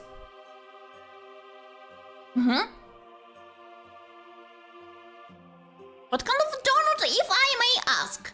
A donut without a hole. Is it still a donut? I don't know. I think it was pink with sprinkles and yummy cream inside. I'm not even sure because I just finished it. Love making them. Ooh, make me donuts. As a sprinkle. I love donuts. At last the prophecy scientist stands before me in the flesh. I smile and make my best attempt at courtesy following Celeste's memory. The winsome father's face tells me I failed it to move properly. For some reason, I find his expression funny. I cover my mouth so that nobody sees the smirk on my face. If I embrace father in front of the Empress, I can say it wouldn't be enjoyable. Father and the Legion make smooth bows. How do you donate channel points? You click on the honey bar like for the redeems, and it is featured above them. Among the channel point rewards, yeah. Among the redeems. I love cooking, so cooking for others is one of the many pleasures in life for me. Oh, that's so sweet! It is pretty relaxing, yeah. Myself, I do find cozy to bake, but I want to learn to cook better as well. Like, my cooking skills are not that bad, but I want to improve. Thank you for the chance to have an audience with you, Your Grace. Where is it to be in your presence again, O Radiant Lady?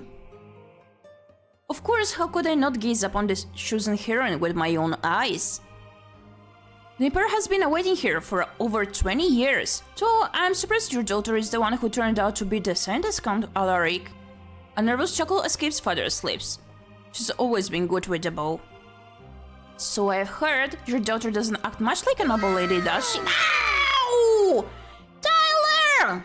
Why did you jar me? Takodachi, welcome me! How are you doing? Thank you for the headbutt. How are you doing, Tyler? Welcome in, Takodachi.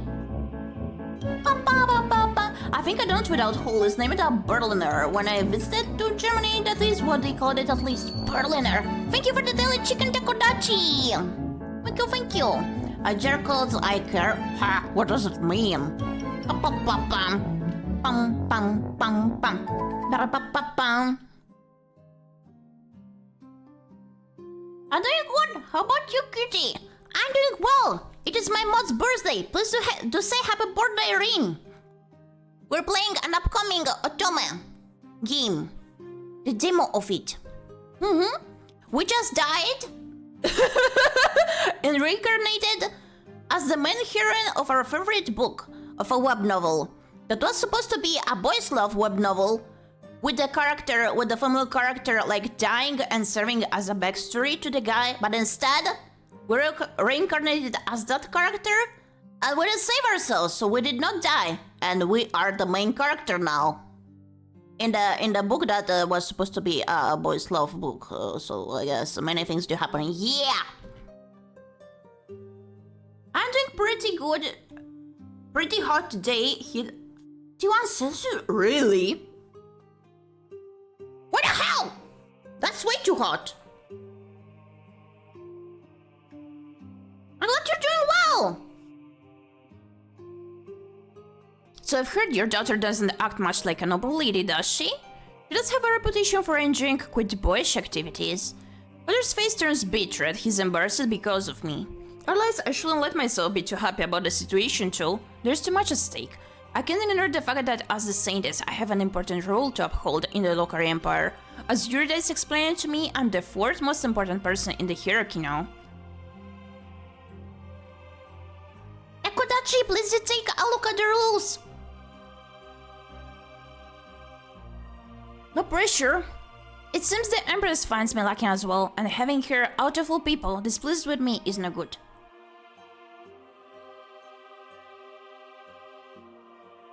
It's okay. Happens. I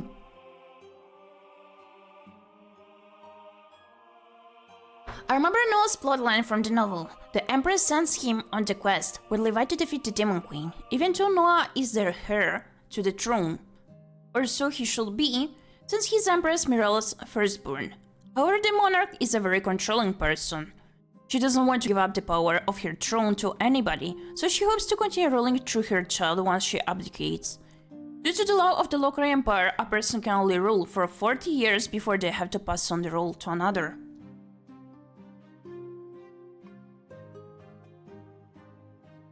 I see.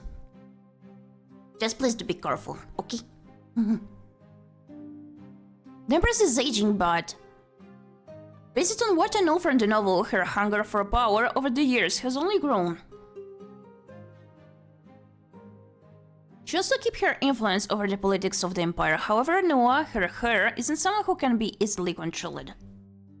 The Empress has a secret second son, however, 10-year-old Mateo, who she's raising to be completely obedient and reliant on her own opinions. Makes me wonder how she hid her pregnancy. She only sends Noah on the mission because she hopes he will die, so she can establish Mateo as her new heir. Huh? She can pronounce someone else the crown prince until Noah is gone. Someone as ruthless as the Empress is definitely not a good enemy to have. It's not that Count Aquarius has two daughters. The one who's a perfect image of a noble lady, and the one who's a tomboy. I suppose the girl that stands before us, although dressed in finery, is not much of a proper noble. Sounds false in the room, everyone looks at me, expecting me to answer. Under the sudden attention, my mouth is dry and I can't find my words. Didn't know much about Celeste, but rumors precede her. They have already judged her. Me. Why did I think I would suddenly gain respect by becoming the Saintess when Celeste's questionable reputation has been spreading for years? In a sense, it's good that everyone expects Celeste to be quite lousy at etiquette. After all, I have no idea how courtesy or people use the utensils or dance like a graceful noble lady. Since Celeste's skills didn't directly transfer to me, if she really had been a perfect lady, I would have suddenly looked like an imposter. So I don't want the Empress to think I'm worthless as Saintess, too. If she deems me inadequate like Father does, would she try to get rid of me so the Golden Bow can choose another saint? I don't think she has a very forgiving personality, judging by how much she hates her own son. Just when I get to my words to speak, the door to the throne room bursts open. Opa, who this? A opposite tall blonde man enters the room in a dramatic fashion, his cloak waving behind him in the sudden draft of air. He is Noah, Levi's love interest in the book. Noted. He's one of the most handsome guys I've ever seen, next to Levi and Elijah. His skin is darker than most local Empire nobles, but only slightly. He inherited most of his features from the Empress. The current Emperor consort is not Noah's father, but the previous consort was also from our allied country Durandal, in the south. When he spots me, a smirk appears on his face. His red eyes shine with mischief. Knock, knock. Did I miss anything? Yeah, they were bullying me. Fashionably late as always, my son. If I missed nothing, there was nothing to miss. This is the Saintess, right? Count Decoris's tomboy daughter. I hold back a groan. Even no one knows about Celeste's reputation. Yes, that's me. You're good at archery, are you not? Better than you are at etiquette, at the very least. Yes, I'm quite good with the bow. Probably not as good as Celeste was too, I presume, judging by her renowned reputation. At least I'm still good enough to shoot arrows with decent accuracy. I just need to practice a bit more and remember everything I learned in middle school. Quite. Then you'll be perfect for the role of the Saintess. How can you say that? If a lacking individual takes up such a high role in the hierarchy of the Empire... All the Saintess needs to do is shoot the golden bow and hit the Demon Queen straight in the heart. Then the war will finally be over. Oh, you got a point. Is that not what you want, Mother? I want peace more than anything else. That's a lie. With the army of fighting at the war front, the Empress feels more secure in her rule here in the capital. Do you question God's will, Empress? It is the Lord who has chosen Lady Celeste to be the Saintess of the Golden Bow.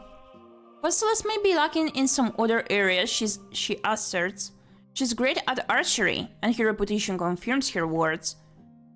Right, Mother, so you shouldn't worry. Lady Decoris will make an excellent Saintess.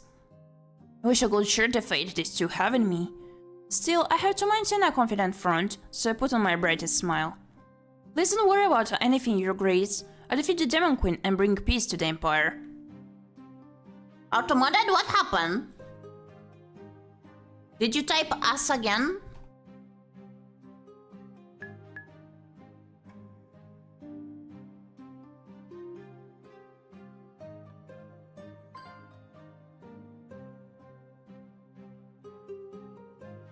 Empress Muriel gives me a long look. After a moment, the confident smirk that Noah inherited from her is back on her face. Excellent, then there's nothing stopping us from proceeding with the mission to defeat the Demon Queen, is there? Noah, you'll be the one leading the Saintess quest. Noah's eyes widen. He opens his mouth, then closes it. But you'll lead the Saintess quest. And you will take the 20 best men from the palace guard, the mage's tower, and the church to accompany you. And you will leave in a month. In a month? So soon? The message God will help us die insulted a character. Why does the Emperor sound so fruity, like that certain Pinocchio?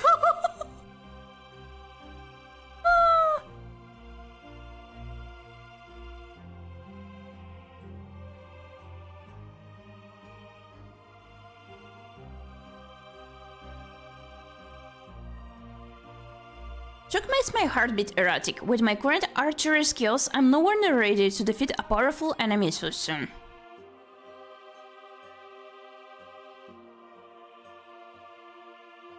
Is there a problem? You said you're great at using the bow, and that's all you need to be a successful Saintess, right? The Empress has really turned the tables on me. I can't deny her words, and neither can Noah. After all, we're the ones who just made those claims to her. I simply thought we'd have more time to prepare. There is no more time, not with the Demon Queen's army closing in more and more on the capital in recent years. I think you and the Saintess are ready enough, but do you question the Emperor's judgment? The Emperor and Noah glare at each other. Noah doesn't respond, he finally just turns around and walks toward the door. Noah, you are prepared for the quest and depart in a month. As you wish, Your Grace. If it's not too much to ask, I want to accompany the Saintess and the Prince on their quest. Elijah's request surprised me for a moment until I remembered that he wanted to join the mission when Levi was the Saint as well. Are you sure, High Priest? You'll be leaving your office behind for 2 months.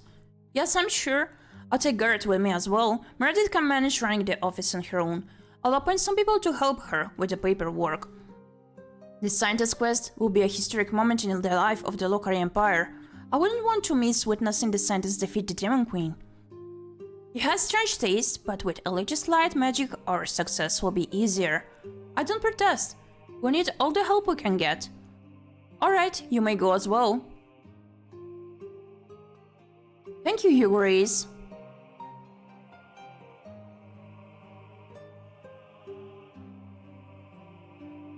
I will organize a ball to celebrate the finding of the scientist tomorrow evening. Be sure to attend, all of you. We all reply will be there, and after some final departing words, we're dismissed. After the audience, I ask everyone to give me some time alone. I'm too overwhelmed by the recent events. I need some time to think.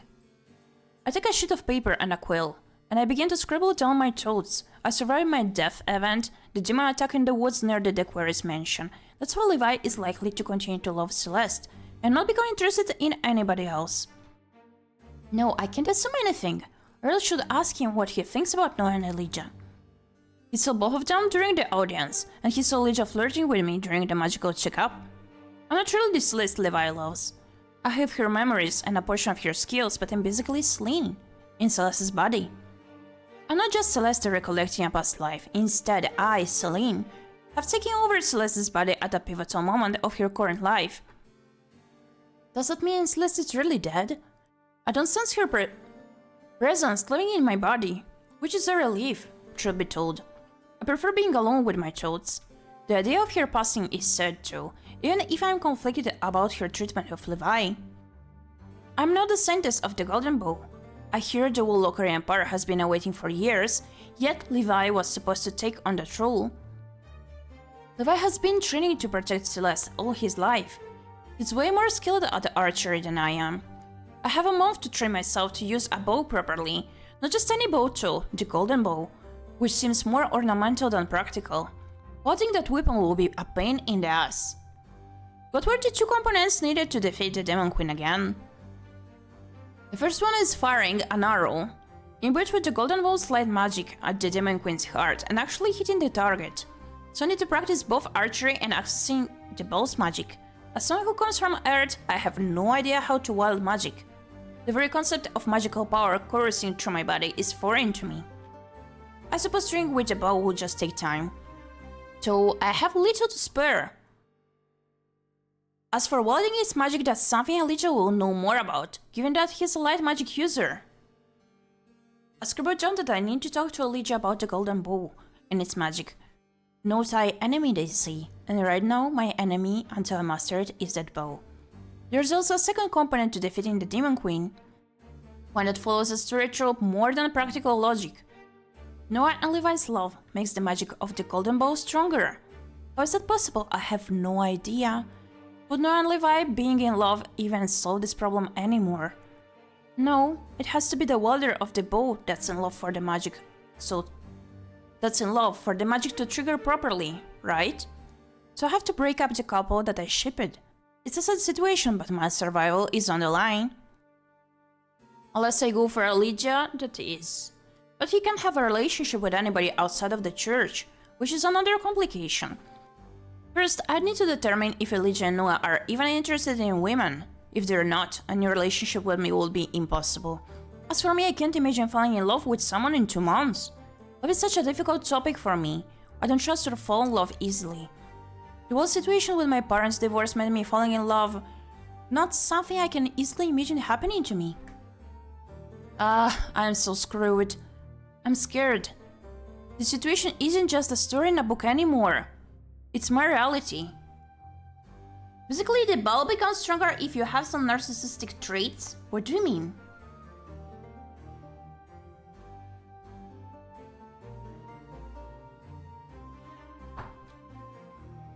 We need to find the true love to be able to to defeat the Demon Queen. So that the thing does work.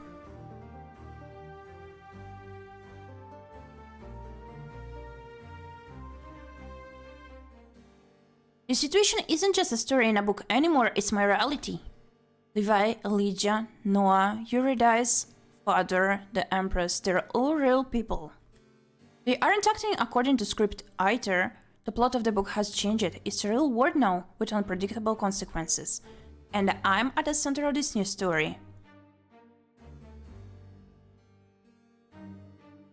Isn't self-love a form of love? I believe it does have to do with finding someone for you.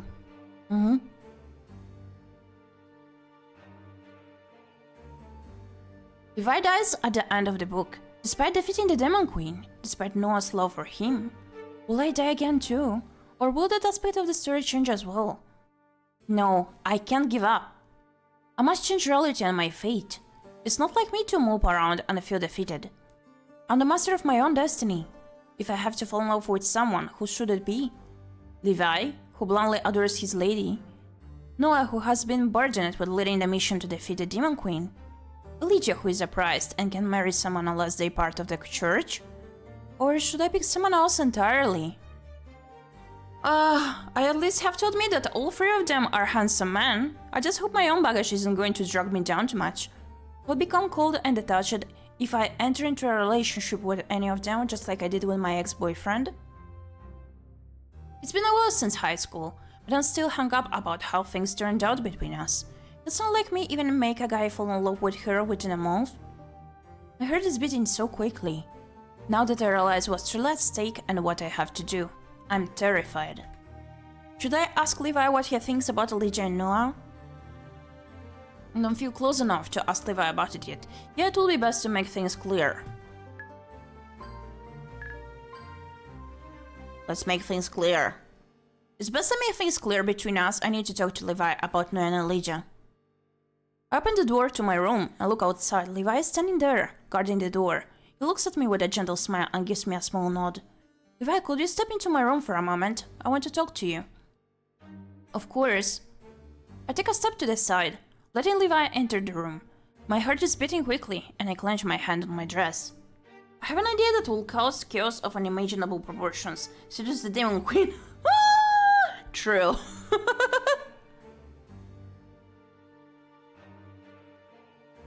Levi seems to notice my unease, his expression turning into one of concern. Celeste. I push my fear aside and decide to just outright ask him. Say, Levi, what do you think about Prince Noah? The Mad Prince? Yeah, that's what everyone calls him, right? He's known to always antagonize the Empress with his words and attitude, but he's never done anything that could be considered a crime against the crown. The Empress delegated part of the responsibilities for maintaining the order in the palace to Prince Noah, as per the local empire laws on succession. He needs to learn how to manage the empire as the heir, and from what I have heard, he's doing a good job and is very dedicated to his work. So despite the fact that he's not very diplomatic with his words, I think he'll make a good emperor in the future. I see. That wasn't what I was asking to. I wanted to know what you think about Noah personally. Are you sure I'm allowed to voice my opinion on the future emperor? I look around and gesture to the room. It's just you and I here. I suppose that's right. I'm not going to tell you. Yes, I know that. Well... I think Noah is too brash in the way he speaks. I really didn't like his attitude towards you during the audience. That's still not what I wanted to know. Do you think Noah is attractive? Many people do. He's had a few past relationships here and there, too he avoids casual flings. That still doesn't answer my question. Yeah, I think Prince Noah is attractive. Why are you blushing? Didn't you say your heart is only for me? No longer the best boy. No. Levi discarded. Stay away from me. Show away. Incredible. And now that you hold the position of the saintess, he will make a great match for you. Huh? Does not like women. He's had 2 female and 2 male partners in the past. Bingo! I just got all the information I needed about Noah from Levi. Levi has a pained expression on his face. Imagining me with Noah must be difficult for him. What about High Priest Elijah? What about him? You also find him attractive. You're not trying to set me up with someone again, are you? Oops, I got Levi angry. From Celeste's memories, I know they've had conversations similar to this one in the past. I know what the right answer to his question is. There is none. If I say I'm asking for myself, he'll be sad that I'm looking at guys other than him.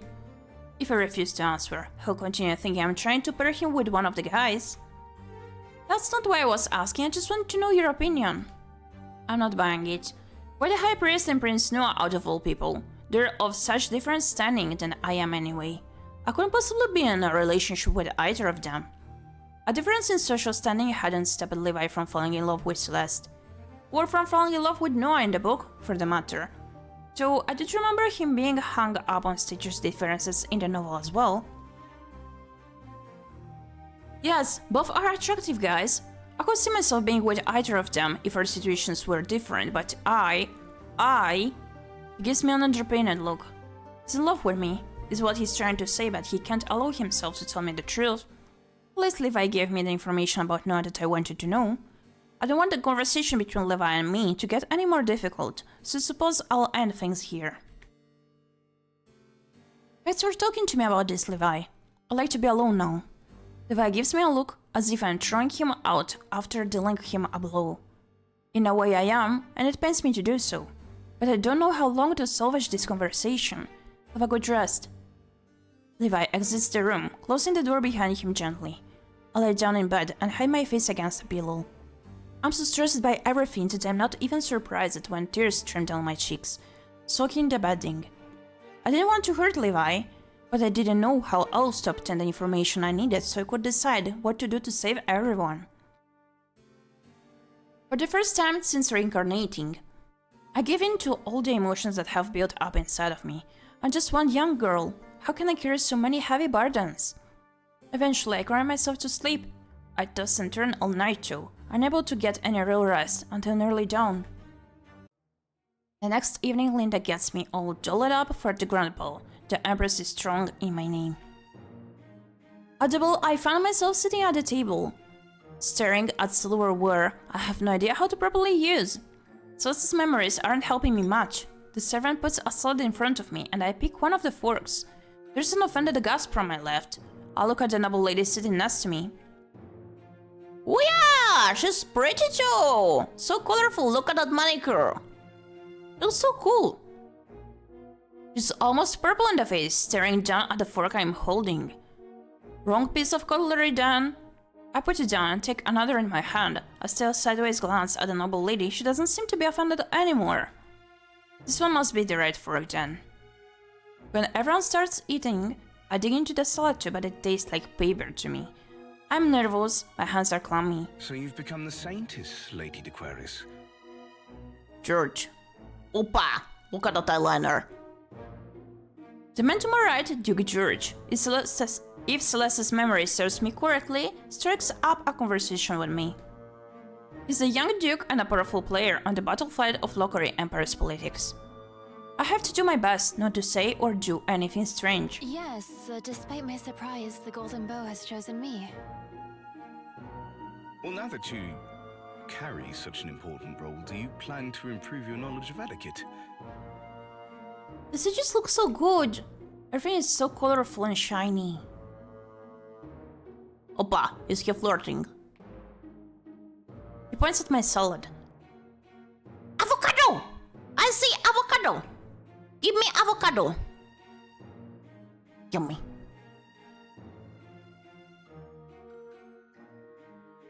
Oh, come on, what am I doing wrong this time? The Duke smiles, but his expression isn't unkind. You have no idea what you're doing wrong, do you?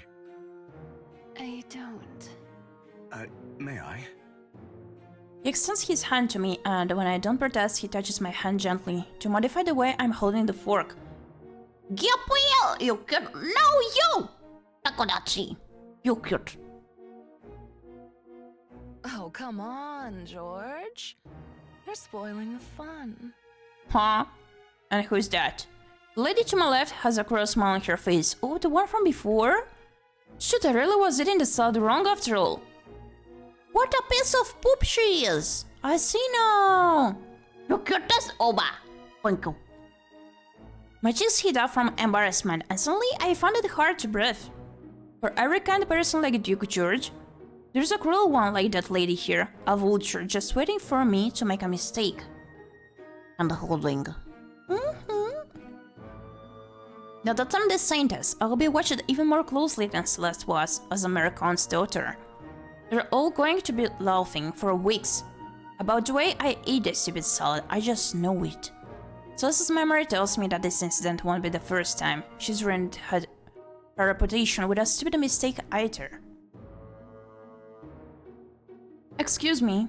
I can't be here anymore. I have to get some fresh air, or else I will hyperventilate. Are you okay?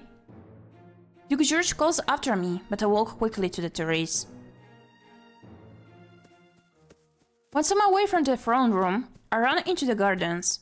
I stop only when I reach a small lake. Here, I put my arms around my frame, trying to control my breathing. Breathe, Celine. In and out. In and out. Don't cry. Don't cry. You ruined the makeup Linda spent hours putting on you to make you look like a real noble lady. You don't think I would run into you here? I turn around when I hear the voice. It's Noah. He's drunk his sword, and his usual mocking demeanor is not present. He's completely serious one. Oh, he suddenly puts his sword against my throat. Oppa, and I missed the lowers or something. My heart beats so lowly that it feels like it could jump out of my chest, this time from fear. Does Noah want to kill me? Why do you want to kill me, Noah? I wish I could just. You're handsome, by the way. Done with it. Oh, I see. He does, but why? Suddenly I remember the scene. I fingered over it when I was reading the novel. The scene where Noah puts his sword to Levi's throat is overly dramatic, and most of the readers of the novel interpret it as a romantic interaction. We talked about the event for hours on the web novels forums. But now I think this setup is just ridiculous. I could take a step back at any time from the coldness of steel, and my neck will be safe. I give Noah a long stare. He's looking at me seriously, as if he's really pondering if he should harm me. I don't believe he actually will. I will entertain his antics for a while longer just to see what he has to say to me. I want to know how much the scene changes with me here instead of Levi. Why do you want me dead? Because you're the reason I have to go on the mission to kill the Demon Queen. And so soon. Oppa! If anybody less capable than you had been chosen as the Saintess, Mother wouldn't have told us to leave within a mere month. I let he think so highly of my archery skills, especially considering how little the nobles think of my etiquette skills, but he's wrong. I may not be as great at archery as you think. That fact would change nothing at this point. Mother is now convinced you can defeat the Fiend. This is a suicide mission. None of us will come back from the quest. Until I remember this line from the book, my eyes widen. How do you know we won't return? These words almost feel oddly like foreshadowing for what happens in the book. No sense to seriously believe what he's saying. 20 people going deep into demon-ravaged lands to enter the Demon Queen's castle and kill her. What could possibly go wrong? He's really convinced we're going to die on this quest. I can see the desperation in his eyes. He's crazy. Can't you convince your mother to postpone the day we leave, or to increase the amount of people we can bring with us? I've already tried. She doesn't want to listen. It's almost if she wants to set us up for failure. Oh no, you're closer to the truth than you think. I can't tell him anything about his mother's plan to get rid of him. He would just grow suspicious if I, someone he barely knows, put such important information about his life. I should only tell him what's really going on with the Empress when, or if, we become friends during the quest. Look, I'm afraid of the mission too. But I don't want to give up. I won't just roll over and die. I'll keep fighting until the very end. Fighto. No matter how the mission ends, I want to be sure I've done everything I can to fulfill my role properly. Noah's eyes widen. You're right. I can't just give up. I must also see the mission through until the end. I almost thought of telling you to kill me. I'm sure you do great on the quest. Oppa. I'm gonna pick the first one, let's go. Does mean you don't want to kill me anymore? I almost thought of telling you to do it just to see if you really would. I love to lighten the mood, but my voice comes out breathless. I'm still afraid of my future, but at least Noah has distracted me from what happened in the throne room. I was really serious about killing you in the first place. Are you sure? You look plenty serious to me. Despite everything, I didn't want you to die, and I want to live too. I'm glad, don't die, Your Grace. Just now is fine, we're teammates now, I suppose. Opa! I like the sound of that. Noah smiles back, he seems much more relaxed now. I'll continue trying to get Mother to delay the deadline for us to leave. I'd appreciate more time to train. Right. Time to go back to the boat then. Without sparing me another glance, Noah walks past me towards the terrace. Watch him until he disappears between the carefully trimmed bushes of the palace garden. I look out at the water of the lake and take a few deep breaths. I really hadn't expected Levi's scene with Noah to play out for me. I also didn't end up responding the way Levi would have done. Our encounter didn't turn romantic at all. Yet my heart is beating quickly regardless because I'm still scared about so many things. The stress is catching up to me. I fell to my knees on the soft grass. I can't hold back my tears any longer. In the end, I'm just a girl, caught up in so many responsibilities. I'm tired, I'm terrified. I want it all to stop. No matter how much I cry too, this new reality won't magically change for me. I'm still Celeste, and I'm still the scientist. The sooner I accept my fate and put my energy into the few things I can still change, the better. With renewed purpose, I get up and start walking back to my room. Screw the ball. I'm not going back there only to be ridiculed further. I don't want the whole Imperial Court to continue watching how terrible I am at being a noble lady. If I had more time before the quest, I would take lessons to get better at etiquette. However, with the way the situation has unfolded, I'll have to focus only on improving my archery and horseback riding skills. Besides, the future of the Empire doesn't depend on me knowing which fork to use for a salad, but it certainly does hang on me using the golden bow properly.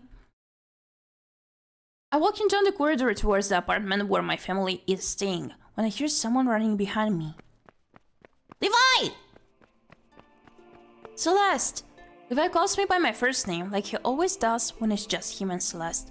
It's something the two of them agreed to do, when they were younger. Levi stops before me and looks me up and down. Where have you been? I didn't notice when you left the throne room. You're not supposed to go anywhere without me. Father's orders, I know. I just forgot.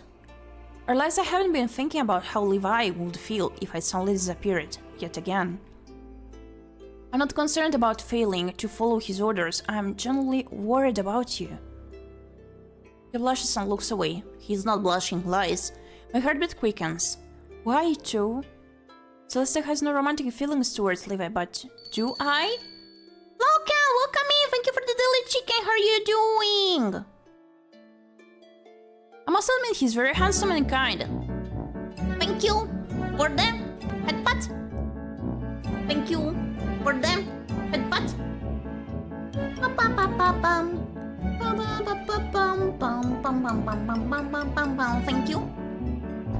Thank you for the headbutt. Thank you for the headbutt.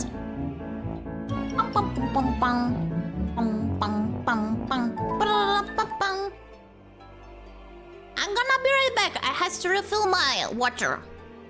Be right back.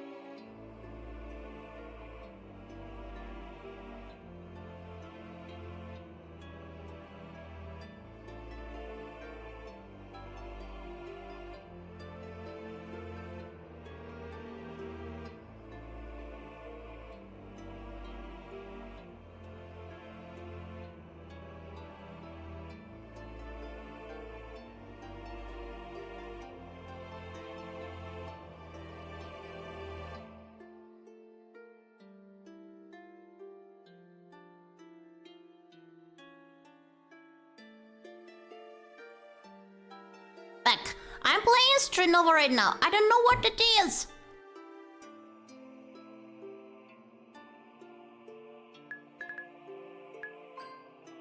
I hope you have fun.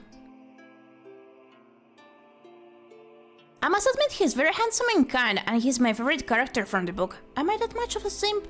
Oh, maybe. I let out a long sigh. Levi looks back at me with a weird expression, then he looks me up and down again. You're right, are you not? He focuses on my face and frowns. You've been crying? You must notice my smudged makeup. I was bad, I feel better now. What made you cry? When I see the sincere worry on Levi's face, I want to tell him the truth. I'm just overwhelmed by suddenly becoming descended by having to carry the burden of saving the whole empire. I look down, tears welling up in my eyes again.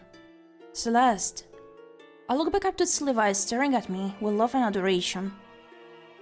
It hurts being on the receiving end of such feelings, knowing that they aren't really for me. No matter what happens, know that I'll always stay by your side. I'm sorry to drag you into this quest with me. But I have been caught up in this mess anyway. If he were the saint, but now he's coming along anyway, at Celeste's night. What if Levi dies protecting me? My heart feels heavy. I must do my best to get as strong as possible. Don't say that. I swear to always protect you, did I not? Back when I became your knight, remember? I recall Celeste's memory of that time. They were both 14 back then. Levi took a knee in front of her and swore he would protect her until death did them part. He made his vow with such sincerity and fervor. Yet I'm not the one whom he swore to always stay beside. That person was Celeste. So he should be free of that oath, since Celeste is kind of dead. I can tell him the truth too. On the spur of a moment, I gestured towards Levi. Lean down, please. You're too tall. Too tall for what? Levi gives me a puzzled look, but complies with my request. I press up on my toes and kiss him on the cheek. Ow! Not as Celeste, but as Celine, because I genuinely feel grateful to him. And don't know how else to express myself right now. Celeste? Levi blushes a deep red and gets flustered. Only when I lean back and smile at him do I realize I shouldn't be doing something so intimate to a man who lost a woman who once inhabited this body. I might be sending him the wrong message, especially after our earlier conversation. I'm sorry. I just... Don't be sorry. I just wanted to express my gratitude. I let out a sigh. You always do your very best to protect me. Thank you, Levi. You're welcome, but it's my job to take care of you. I know you're not doing it just because it's your job. Opa! Levi gives me a startled look. I turn around and start walking towards my room before he can reply.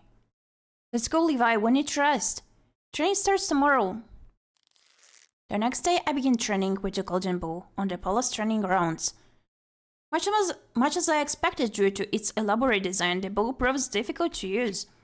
I send arrow after arrow flying at targets, but I only hit once out of every 10 times. Not only are my bow skills rusty, but the weapon isn't cooperating either. Only too frustrated to continue, I give up. I'll try again tomorrow.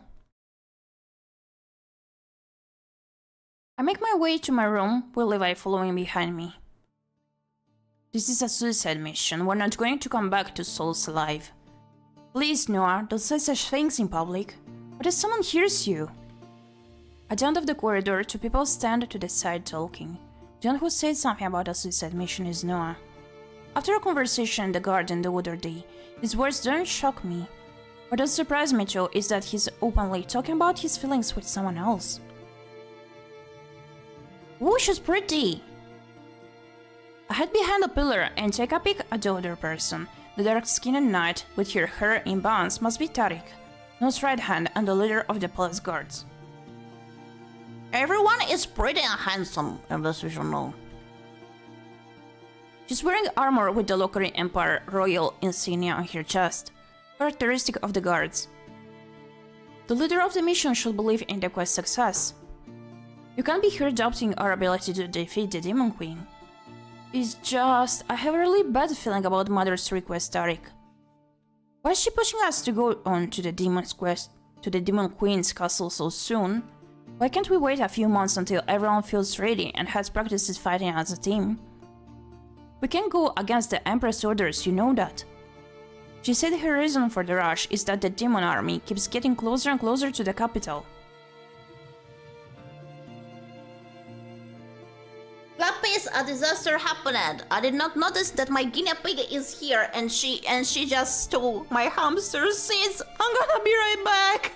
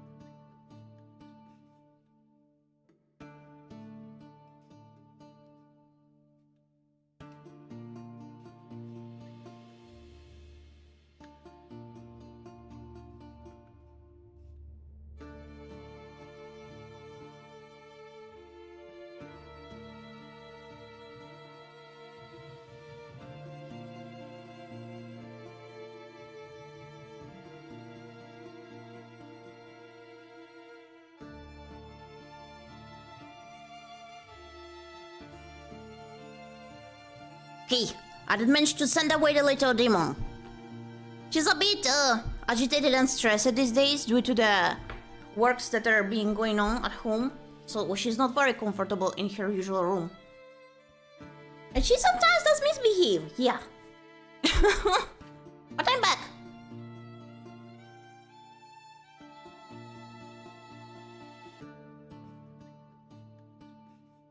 Okay. The Defiants are the least 3 weeks' journey away from souls on horseback, and they haven't made any significant movements towards us in at least a decade. We've got time. The Empress seems to have a different opinion on the matter. I just don't trust her. No, watch what you say. What if suddenly she turns around and unsheathes her sword? Who's there? She noticed at me. Step out and reveal yourself. I step out from behind the pillar, revealing myself. Oh, if it isn't the scientist, welcome. Hello. How much of our conversation did you overhear? I told you, Your Grace, you should be more careful. I'm sorry for eavesdropping, I was just curious. The excuse is a sad one, but it's the truth. Now takes a step closer to me. Oh, you were curious about me. Wow! Man. You make me curious, Daddy. On point with the plot.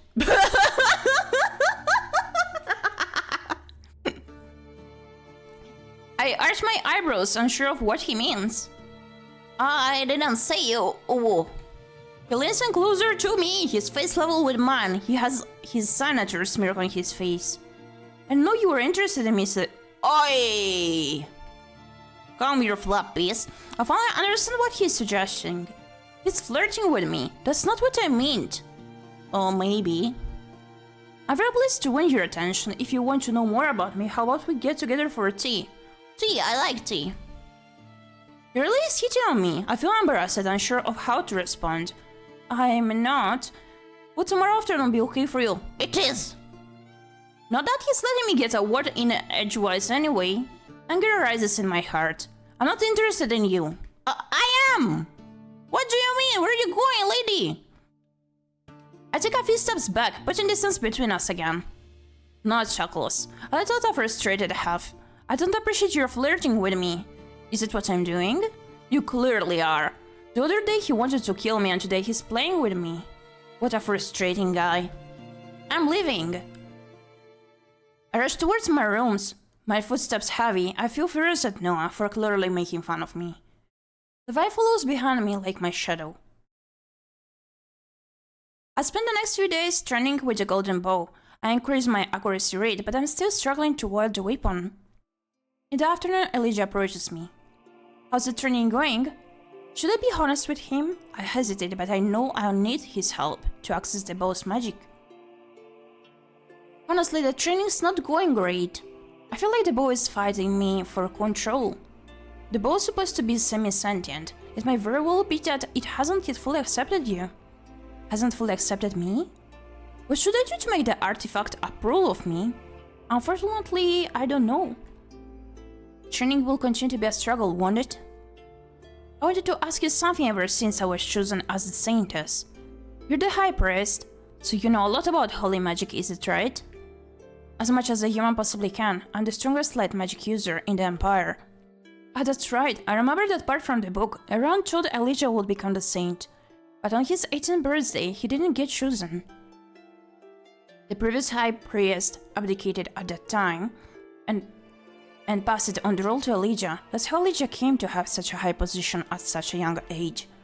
The novel also said Elijah's light magic is abnormally strong. Could you teach me about light magic? Sure, but you have no magic of your own, you know that, right? I nod. Celeste was never a magic user, and that fact didn't change when I took over her body. But I have to defeat the Demon Queen with the Golden Bow's magic, right? So is there a way for me to access it? Ah yes, artifacts like the Golden Bow do carry their own magic. You don't have to have a magical affinity of your own to use their power. Also, already being trained in wielding magic would help you understand more easily how the bow's magic is used. Still, I can at least explain the basics to you. And then, with practice, I'm sure you'll catch on. What if I don't understand what he tries to teach me? Will I be doomed to fail then? I swallow hard. I'm afraid I'll be a magical failure. No! Not a magical failure! Come on! Now, gloomy thoughts won't help make anything better. I need to focus on what Elijah can teach me and do my best to understand the Golden Bow's power. Please teach me what you know about using an artifact's holy magic. Sure. Elijah moves behind me, touching the hand I'm using to aim the Golden Bow. Close your eyes. I will pour some of my light magic into you so that you can understand how magic flows through the human body. To access the Golden Bow's magic, you have to pull some of that magic towards you and let it enter your body. Be open to it. Don't struggle against the power. I close my eyes, like Elijah commands. I feel his grip on my hand growing firmer. He's standing behind me, his chest pressed against my back, so I can feel the heat of his body touching mine. The contact is quite intimate and makes my cheeks flush with embarrassment. Then I feel Elijah's magic enter my body. It's a gentle stream, not as strong as when he examined me for injuries a few days ago.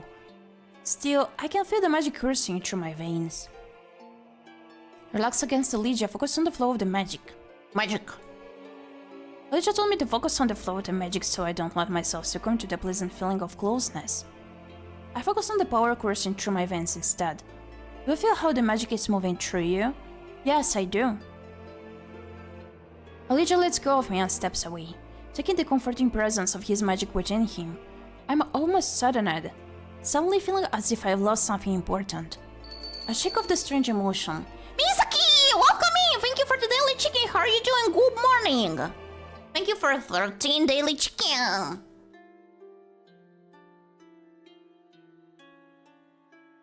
You must convince the golden bow to let you access its magic gem, pull the power towards yourself, and then let it flow through your body. Gyepi, it's me! Kodachi! You cute? No, you.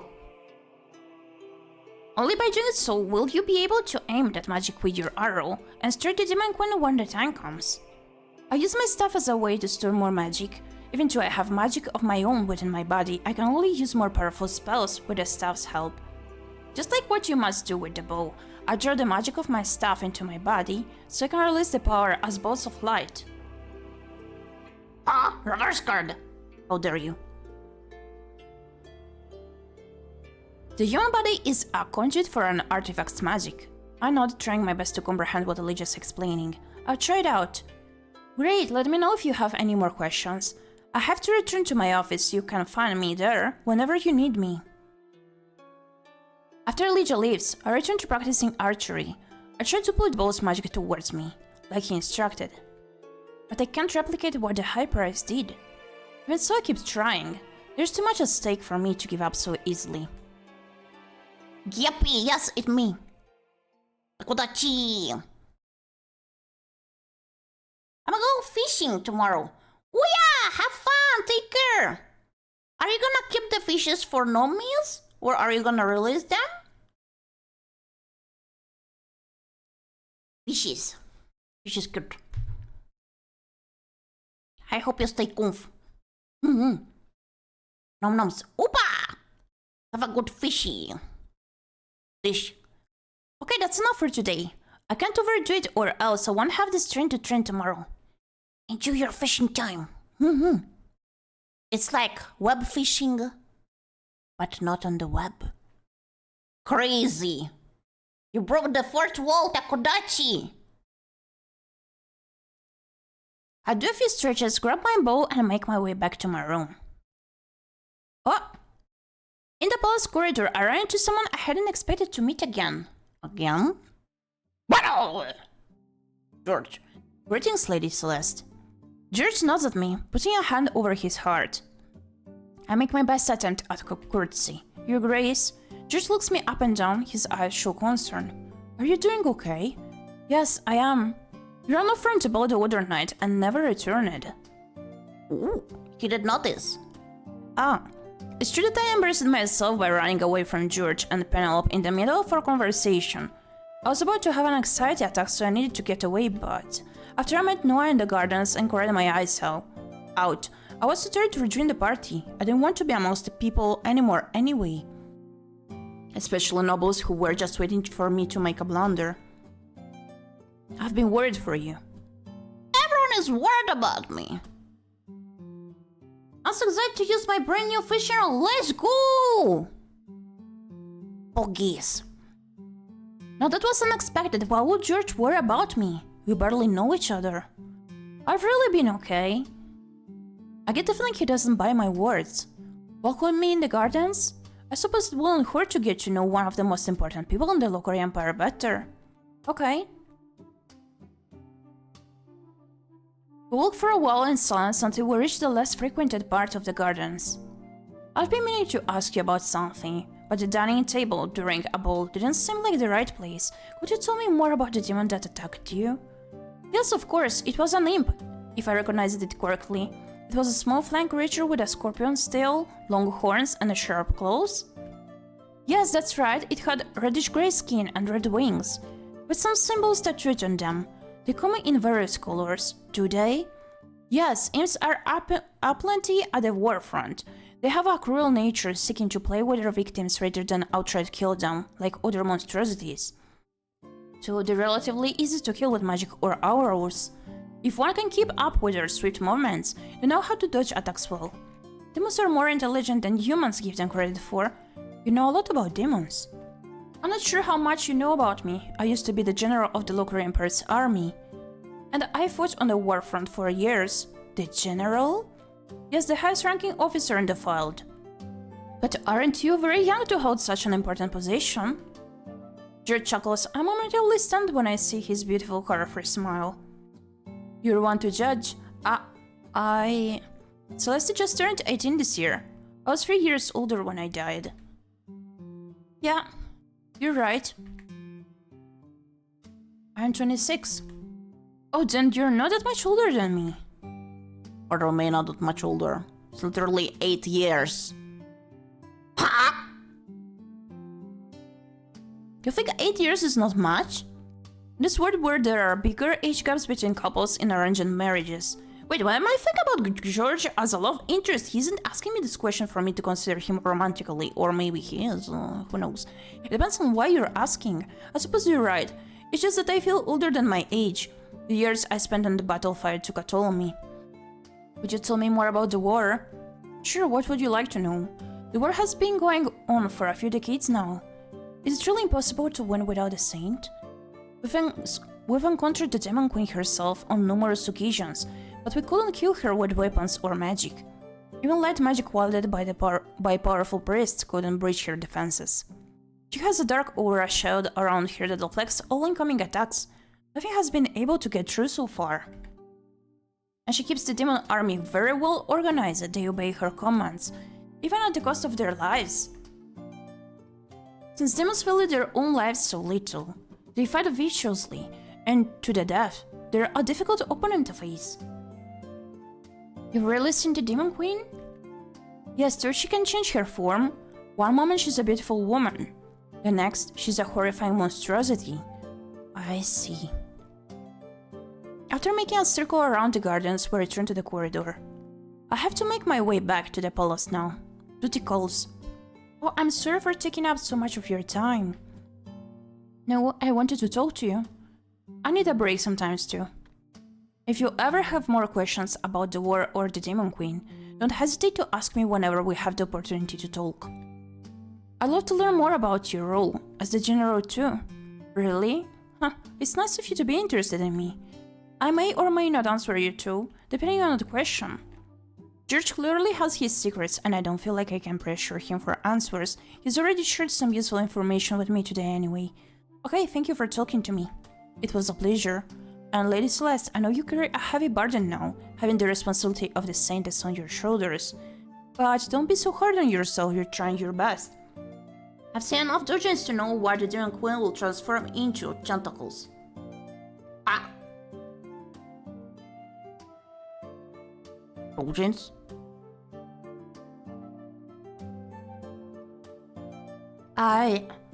Thank you. We say our goodbyes and part ways. I found George very intimidating at first, considering his high position in the noble society, but he's actually a kind man, isn't he? As I return to my room, I'm again faced with an unexpected encounter. Celeste, it's running into you again. I fear I can say the same, Your Grace. Huh? And here I was waiting for the opportunity to apologize to you. Apologize? But unexpected of me, isn't it? Well, I'll let you finally change your mind about teasing me, Your Grace. About teasing you? You mean the way I'm keeping you on your toes? We both know that it's quite entertaining for both of us. No way. But no, I wanted to say sorry about the other day in the garden. I was overly dramatic. Aren't you always? You could say that, still, we can certainly agree that putting a sword to your throat is on another level than our usual conversations, even the way I act towards Mother. Should I give you some privacy? Yes, please. You don't have to, Tariq. I don't think I properly introduced you to Celeste. She's the head of palace guards, isn't she? That's not what I meant. Tariq is also like a mother to me. She's been my personal guard since I was little, before I promoted her to be my right hand, the person who keeps order in the palace on my behalf. She's a very important person to me, a link to my Durandi legacy. It always warms my heart when you speak so highly of me. How could I not? You've always supported me, even when I had nobody to rely on. Your father, the late Emperor Consort, died when you were young, right? Since the Empress didn't have a good relationship with Noah, he had no other person he could call family. It's not surprising that he came to treat Tariq, his personal guard, as family. I already knew that much from the book, but seeing Noah admit of his love for Tariq still warms my heart. There's more to Noah than just annoyingly flirting with me, that's for sure. Yes, my father died when I was 6. I can't say I even remember his face that well. If not for the only If not for the family portraits, I would have already forgotten the way he looked.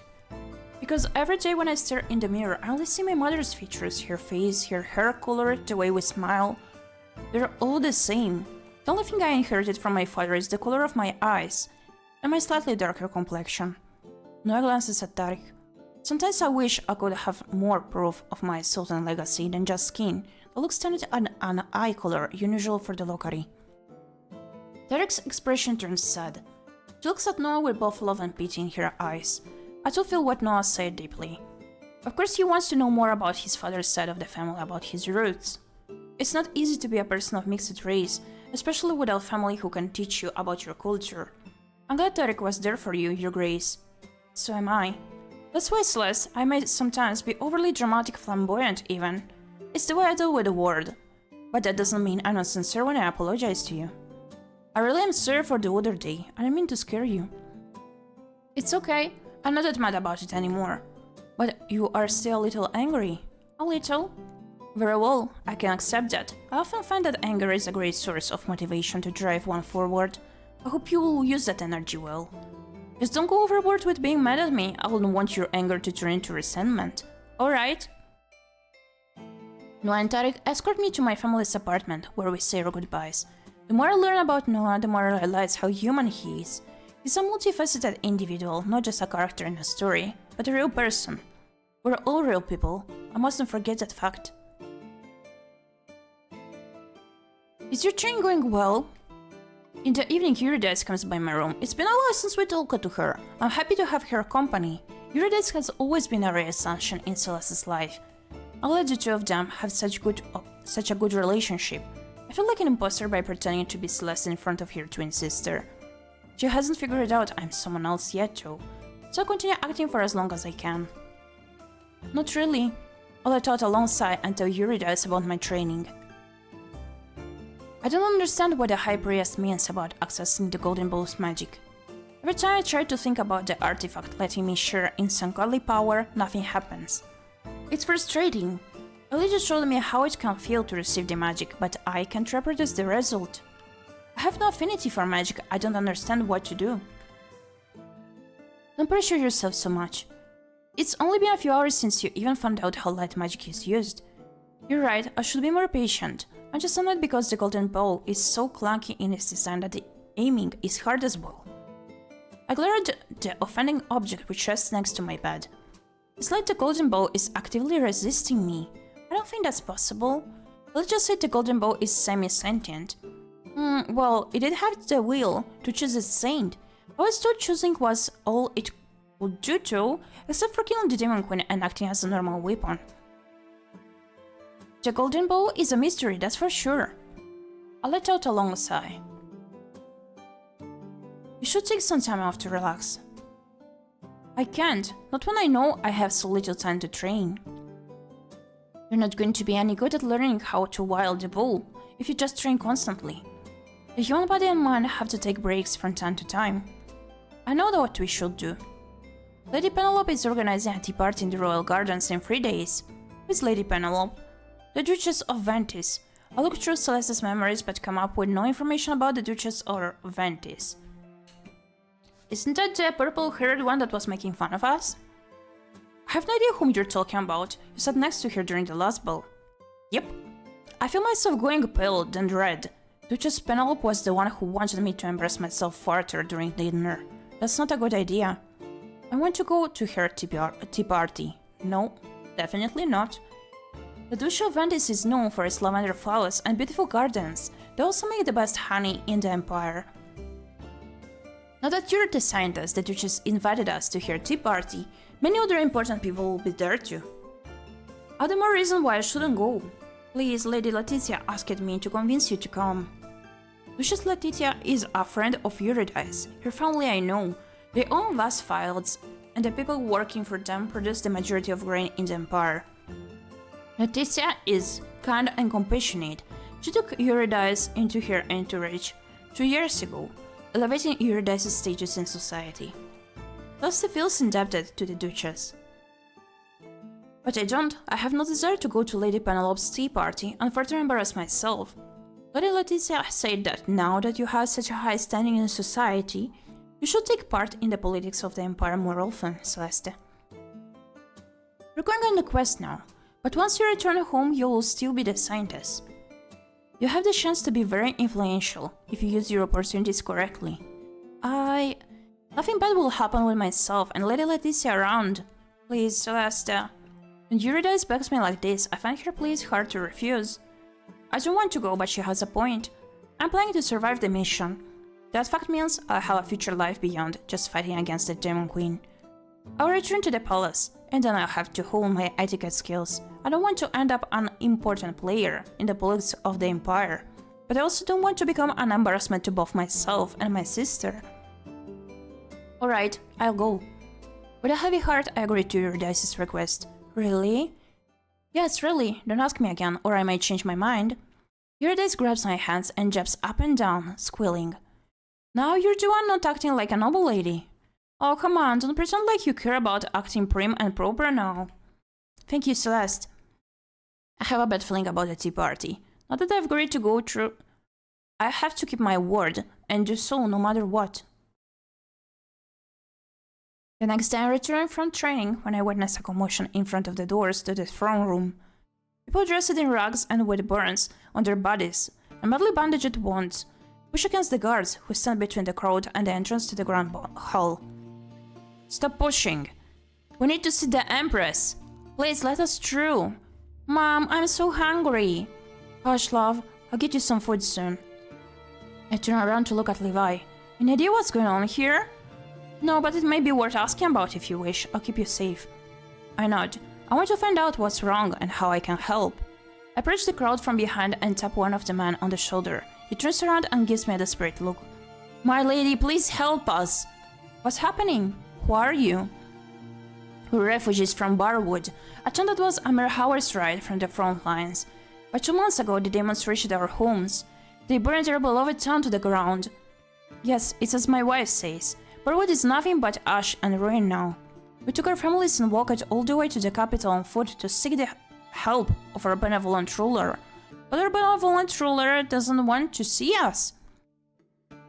I look past them to see the throng of refugees crowding around the guards, pressing closer to the throne room entrance. How long have you been waiting for an audience? Since morning. We've run out of supplies and money. We're hungry.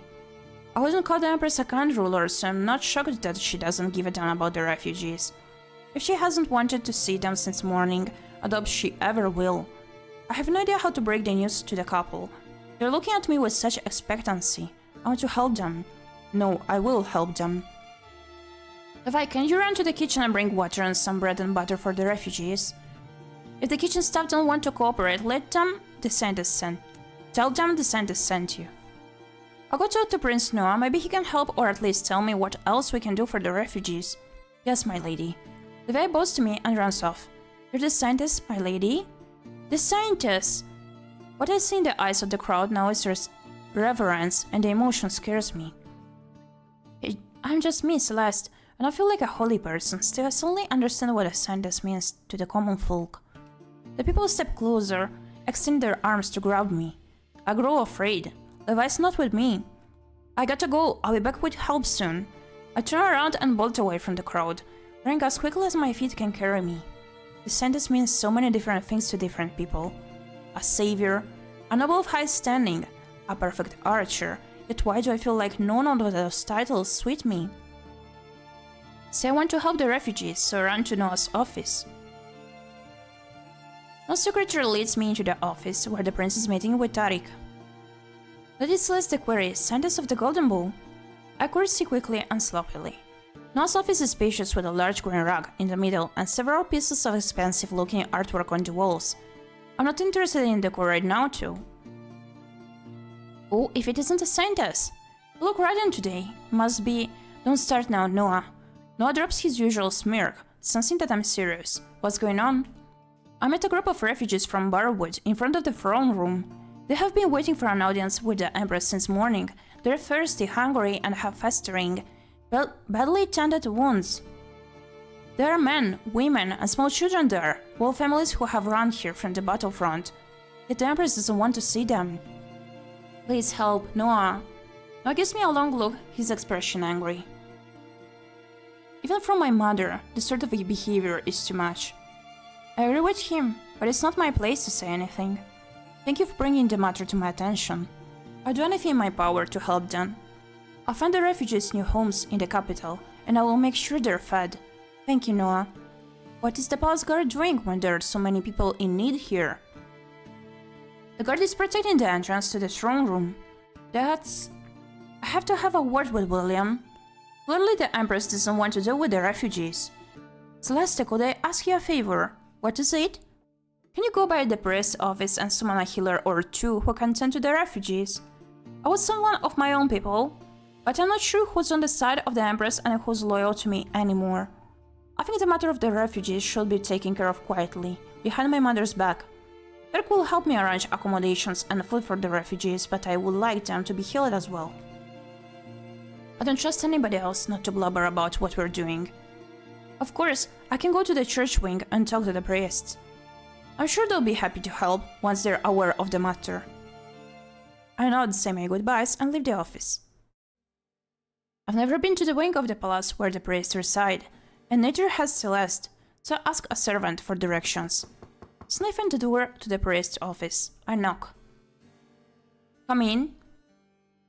I enter the lavishly decorated room. To the left, numerous cabinets support shelf upon shelf of thick spined books, while a large beautiful painting hangs on the opposite wall. 3 people sit behind desks. Ooh, 2 new characters. Green hair! Interesting. To my left, a green-haired man with a skull on his face is looking through the large stacks of papers. Not sparing me a glance, I like his design. Lots of green! His table is decorated with shining crystals. How curious! To the right, a priestess with curly red hair looks up from the architectural plans of a huge building where she's been drawing something with red ink. She gives me a pleasant smile. At the podium in the back is Elijah's desk. The high priest gives me a surprised look when he sees me. You've come to visit me so soon, Saintess? That's the Saintess? The one looks me up and down, then smiles again. I'm happy to finally meet you. I'm Meredith, overseer of the construction of the cathedral in Solus. I didn't even know there was a cathedral being built in the capital, further evidence of how little Celeste cares about anything other than hunting and horse riding. The Saintess, huh? I'm Gert, Elijah's right hand. Gert barely spares me a glance. He must be really busy with organizing his paperwork. I'm here because I want to ask you a favor, High Priest. It's fine to call me Elijah. How can I help? I look at Gert and Meredith. I'm sure if I should speak while they're here. Gert and Meredith are my most trusted people. You can tell me anything you need in their presence. Is something wrong? I guess if Elijah thinks it's fine, then I'm okay to speak with his 2 subordinates around us. A crowd of refugees has gathered outside the throne room. They've come from Barwood near the battlefront and want an audience with the Empress. They wish to ask for help. They have nothing but what they managed to salvage from their town before it burned. They're hungry and badly wounded. But the Empress doesn't want to see them. Please, Elijah, could you use your light magic to heal their wounds? Of course I will. You don't have to ask me twice.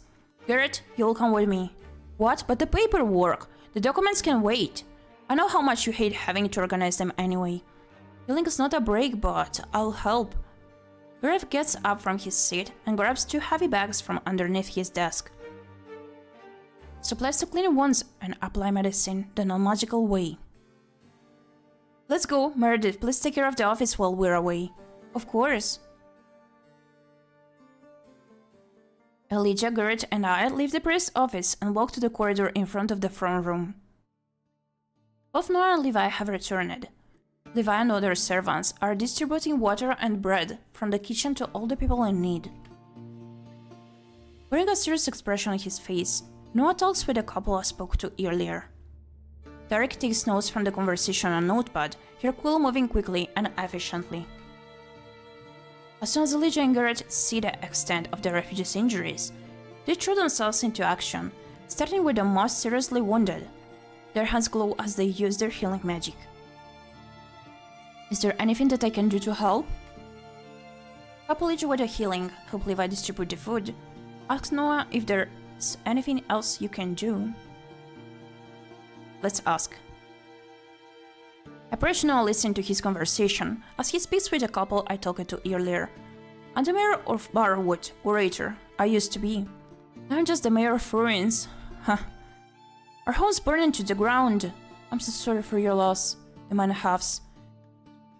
It's war, and the front line has been shifting towards Barwood for months. Even so, we held on to hope that the saint would be chosen before our homes were destroyed. That miracle didn't happen, but... The man looks at me. At least now we finally have the saintess. Maybe once the Demon Queen is defeated, the ruins of our town will stop burning. Then we can return home and rebuild Barwood. So it's true that the fire the demons cast on buildings is ever burning? We stayed in the area for a week to organize ourselves for our journey here. The town was still burning when we ran off. We sent scouts to town to see if anything was salvageable. When they returned, they said that fire was still as hot and widespread as when the demons first attacked. It must be magical. That's valuable information for our quest. A party will most likely have to pass through Barwood on our way to defeat the Demon Queen. If the town has finally stopped burning when we arrive, we will search the ruins. Thank you, but I doubt anything of value remains in Barwood. That chapter of our lives is over. We just want to move on now. I'll help you as much as I can. The Empress doesn't seem to want to get involved in the situation, too. It's her job to handle matters regarding refugees. I must go behind her back to help you out, so I need to be careful in how I approach the situation. We appreciate any help you can offer. The man looks around. You're already helping plenty by distributing the provisions and healing the wounded. I want to help further too. I can organize accommodations for you and help your people find jobs too. I can also provide rations until you're all ready to stand on your own feet. You would really do so much for us? When the Empress gets angry with you for getting so involved with us, she will, but it won't be the first time I've gone against her. I'll live in the palace in 3 weeks anyway. I won't have to deal with her anger for long. Is there anything I can do to help? In my office, I have a ledger with addresses of people who agreed to provide shelter should a situation such as this one arise. The information is a bit disorganized, so I won't ask you to be the one to pull it from the book. Tarek is familiar with how I noted down everything. Tarek, please go to the office and use the information in the ledger to make a list of homes that should be able to take in refugees. Understood? In the meantime, Celeste, you can help me talk to the families here. We should note down which people want to stay together, so we can assign the families to the homes more easily later. Is that plan alright with you? Of course, I want to help however I can. Excellent. Do you want to be the one to talk to the families or the one taking notes? I can risk Noah realizing that I'm unable to write in the language of Lockery Empire. A noble lady who couldn't write would be very strange. I'm glad he gave me an option that doesn't require writing. I'd rather talk to the people. Alright, let's get started then. Derek leaves for Noah's office, and Noah and I approach the families one by one. There are really a lot of people here, but everyone is very cooperative, so we managed to compile the list in 2 hours. The sun sets, the sky turning dark. Derek returns with her own list. It's about the same size as ours, from what I can tell. I'm surprised there are so many people here ready to help those in need. It took me a few years to find willing contacts, still some of them may refuse us. Regardless, we should have enough space to house everyone.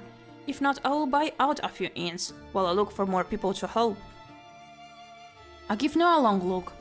You say you're the Mad Prince, that all you do is disobey the Empress. Of course I know from the book that there's a lot more to Noah than that reputation, yet Celeste's only opinion of him is based on Noah's being the Mad Prince. And do you agree with that image of me?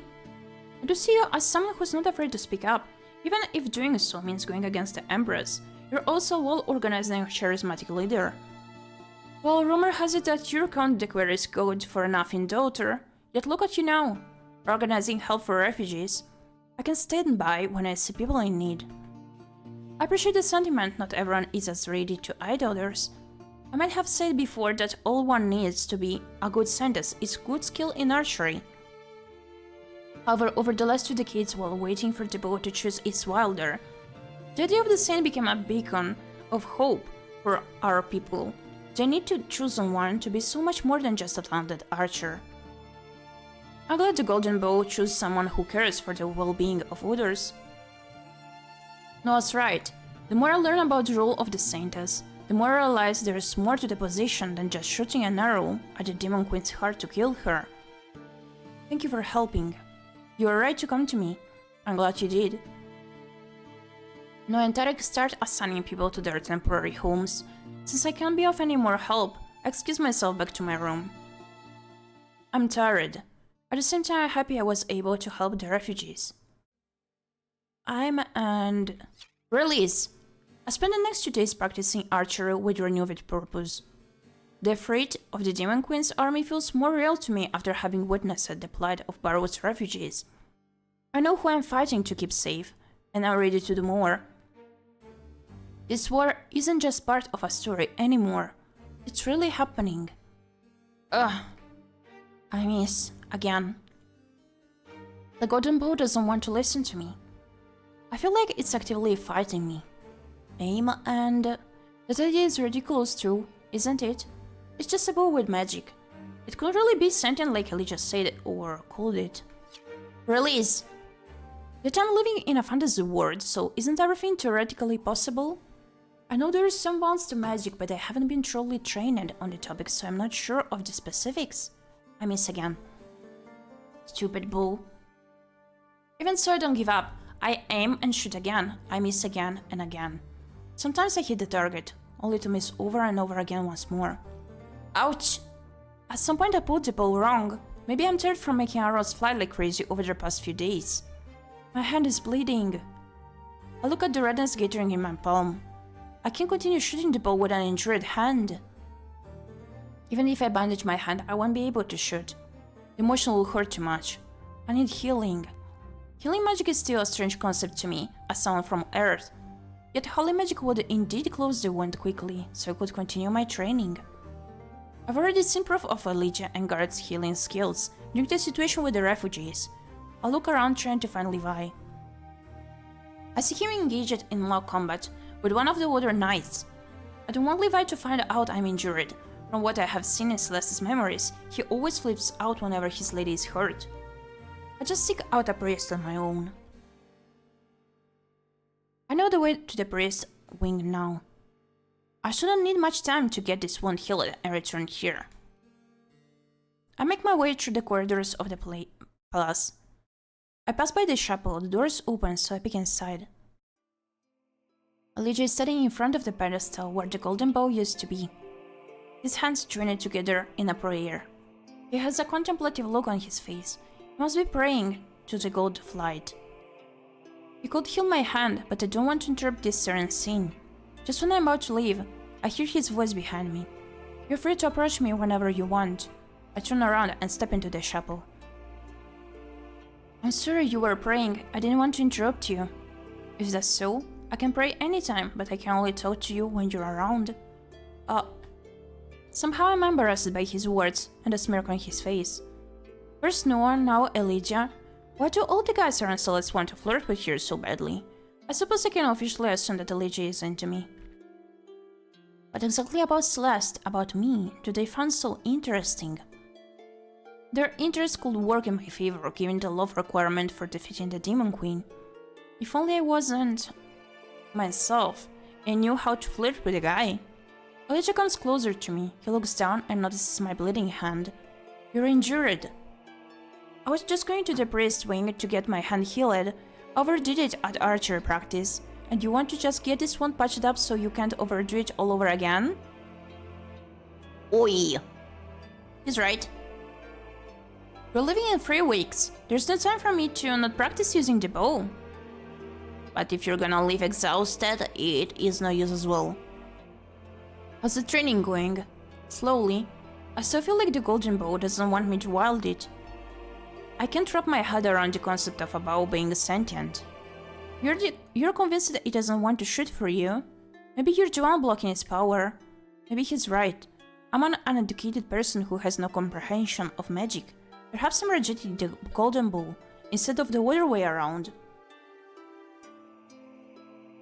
I'm not sure. I need to think about it. I look down on my hand. Elijah follows my gaze. May I heal you? Yes, I'll be happy if you did. I need to touch you to do so. He's noticed that how I've been responding to his touch and his magic so far. Just being near Elijah makes me embarrassed. You can touch me to heal me. Maybe I should find another priest. Let's get this done. You can touch me to heal me. Elijah takes my hand in his own. I can't help but feel shy. His magic pours into my hand slowly, its power bringing me that pleasant feeling of being home. The wound closes in a minute, fully healed, leaving no scar. Elijah lets go of my hand. I use every ounce of my will to resist reaching out to him. Why does his magic have such a strong effect on me? Here, don't overdo the archer practice again. So I'm sure you will anyway. Come by my office if you're bleeding again. I hate to see you hurt. He does? That's kind of sweet. Or is such a response normal from a healer? There's so much I don't know about Elijah. His role in the book was mostly to be part of the love triangle between himself, Levi, and Noah. The novel didn't go into as much detail about him as it did about Noah and Levi. Did Elijah have a lover in the church before the events of the book happened? Or had he never been in a relationship? Nothing close enough to him to ask about his love life. But maybe one day I will be, and then the mystery of Elijah will unravel itself. What is it? Elijah notices how quiet I've been. Ah, thank you. No problem, but what's on your mind? He's not dropping the subject. Forgive me if I shouldn't ask this question, but we've interacted a few times so far, yet I realize I know so little about you. Elijah laughs, a cheerful and carefree sound. Well, would you want to know more about me, of all people? I'm not sure why I'm so interested in Elijah. I can't deny the truth too. I really do want to know more about him. Fine, I'll tell you something else about me. Oh, he's taking pity on me? Well, I'm interested in hearing what he has to say.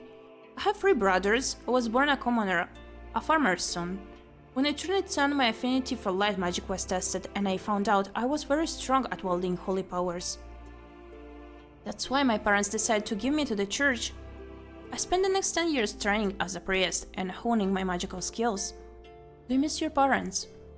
I've seen them only 3 times since they gave me up, so no, I don't. We don't have a strong connection. Same with my brothers. If anything, my family was relieved to have one less mouth to feed. That's cruel. That's so sad. That's just life.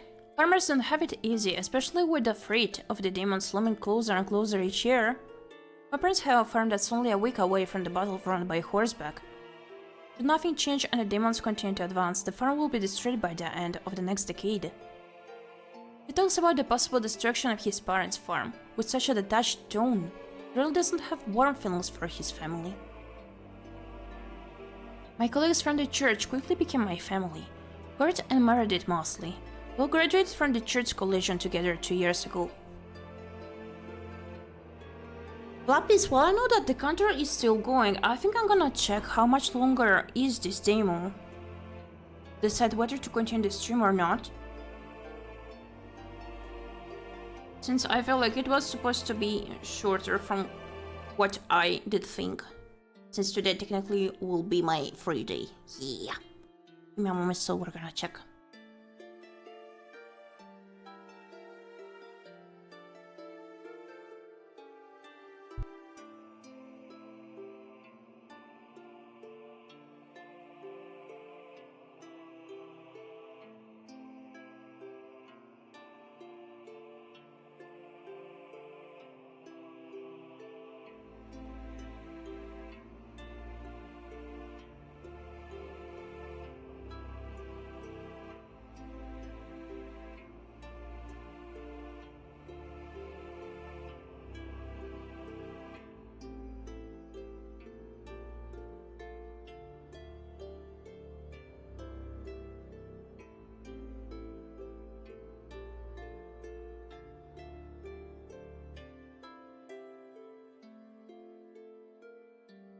Okay, there's still quite a bit to go through, honestly, in this demo.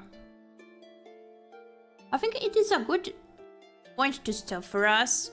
Since I don't really wish to overdo it, I'm gonna note down the hours that I wanted to play just yet coming to the counter. so that I'm gonna distribute them later during the upcoming streams. Mm-hmm.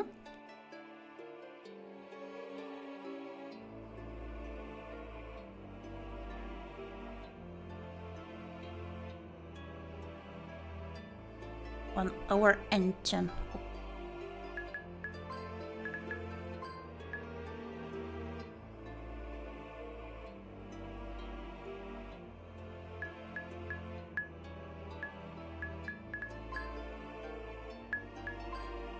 I'm enjoying this demo a lot, by the way.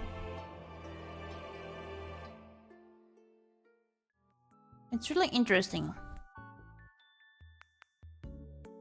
And I was really looking forward to, actually, as I did mention, to the fact that she may possibly change the book story.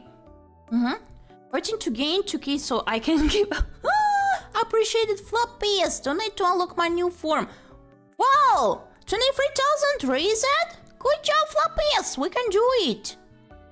58% raised! We can do it, we can do it. If we keep this up, like in 2 more streams, we can unlock my new form. Yay! Thank you, Magnus! Appreciated. So let me know down the hour to add.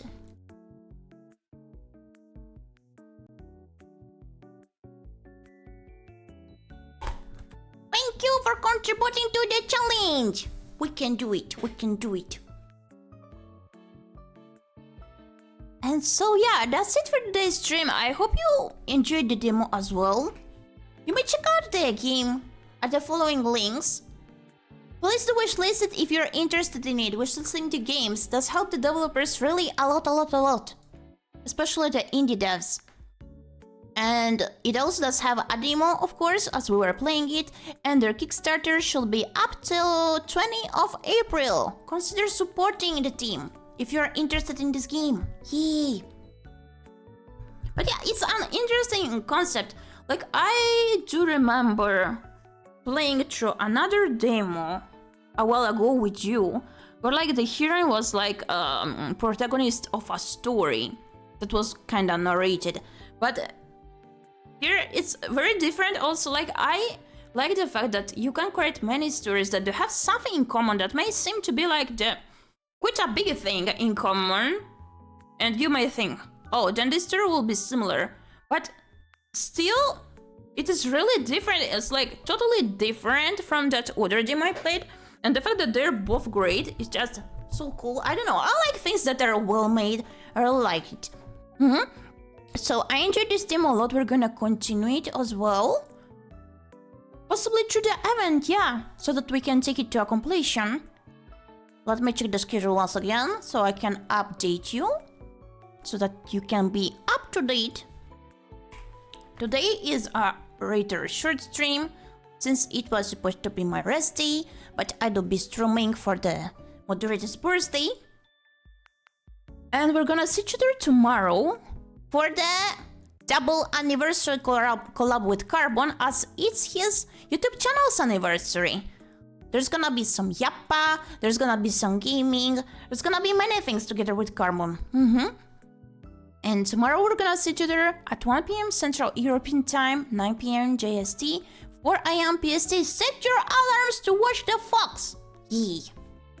And as a reminder to the subathon, each 5 subs, to the last contributor, it is granted 1 wheel spin that may provide more perks also. There's the wheel to spin. Yeah. So thank you so much for stopping by today.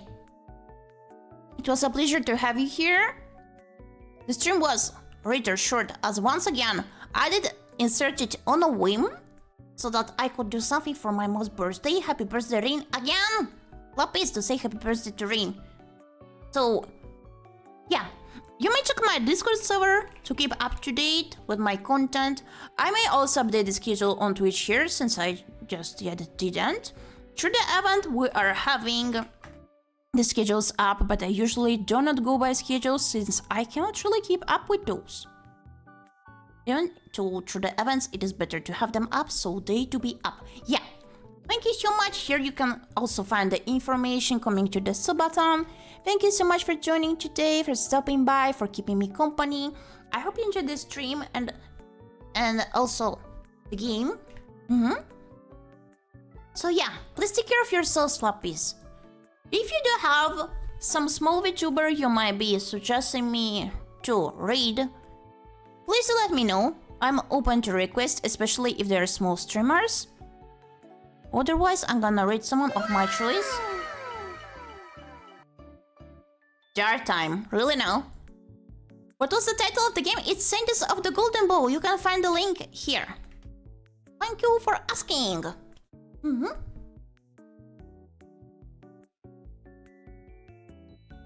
Why am I not Jar Kobayashi? Man, incredible. Still, the fact that Yahhō didn't try the new redeems, that surprised me quite a bit. But you do you, flop this really. It's not like I'm losing something over it, but still. Yeah. Hey, you're 63% raised. You're gonna unlock me soon. Unlock me soon. That sounds so weird. Would you let the gremlin, Kobayashi? Of course. Of course it was Kobayashi.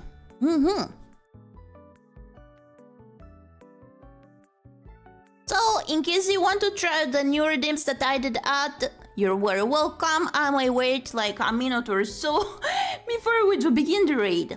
Yeah. And tomorrow we're resuming the regular streams, the longer ones. To go through the SUBATHON, here's the raid message to copy-paste. Keep your raid flappies want bread. Because you do always want bread. I want bread with avocado myself, honestly, not gonna lie. Yeah. Ready already? Yes, so. But as I said, if you want to try out the new redeems, you can. Gotta be still here. Avocado addict. Avocado is good. Avocado is nice. Avocado is love. Avocado is life. Yeah.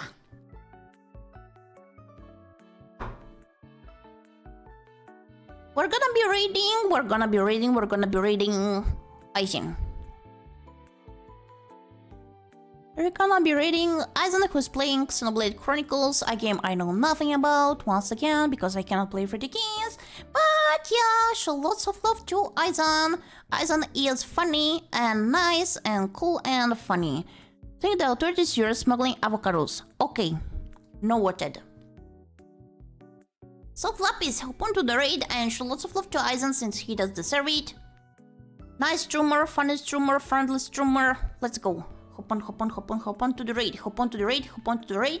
And we're gonna see you tomorrow. Thank you so much for stopping by. Stay hydrated, eat your daily fruit, get that skincare done. Do whatever you have to do. Stop procrastinating, get that butt up and going. Bye bye!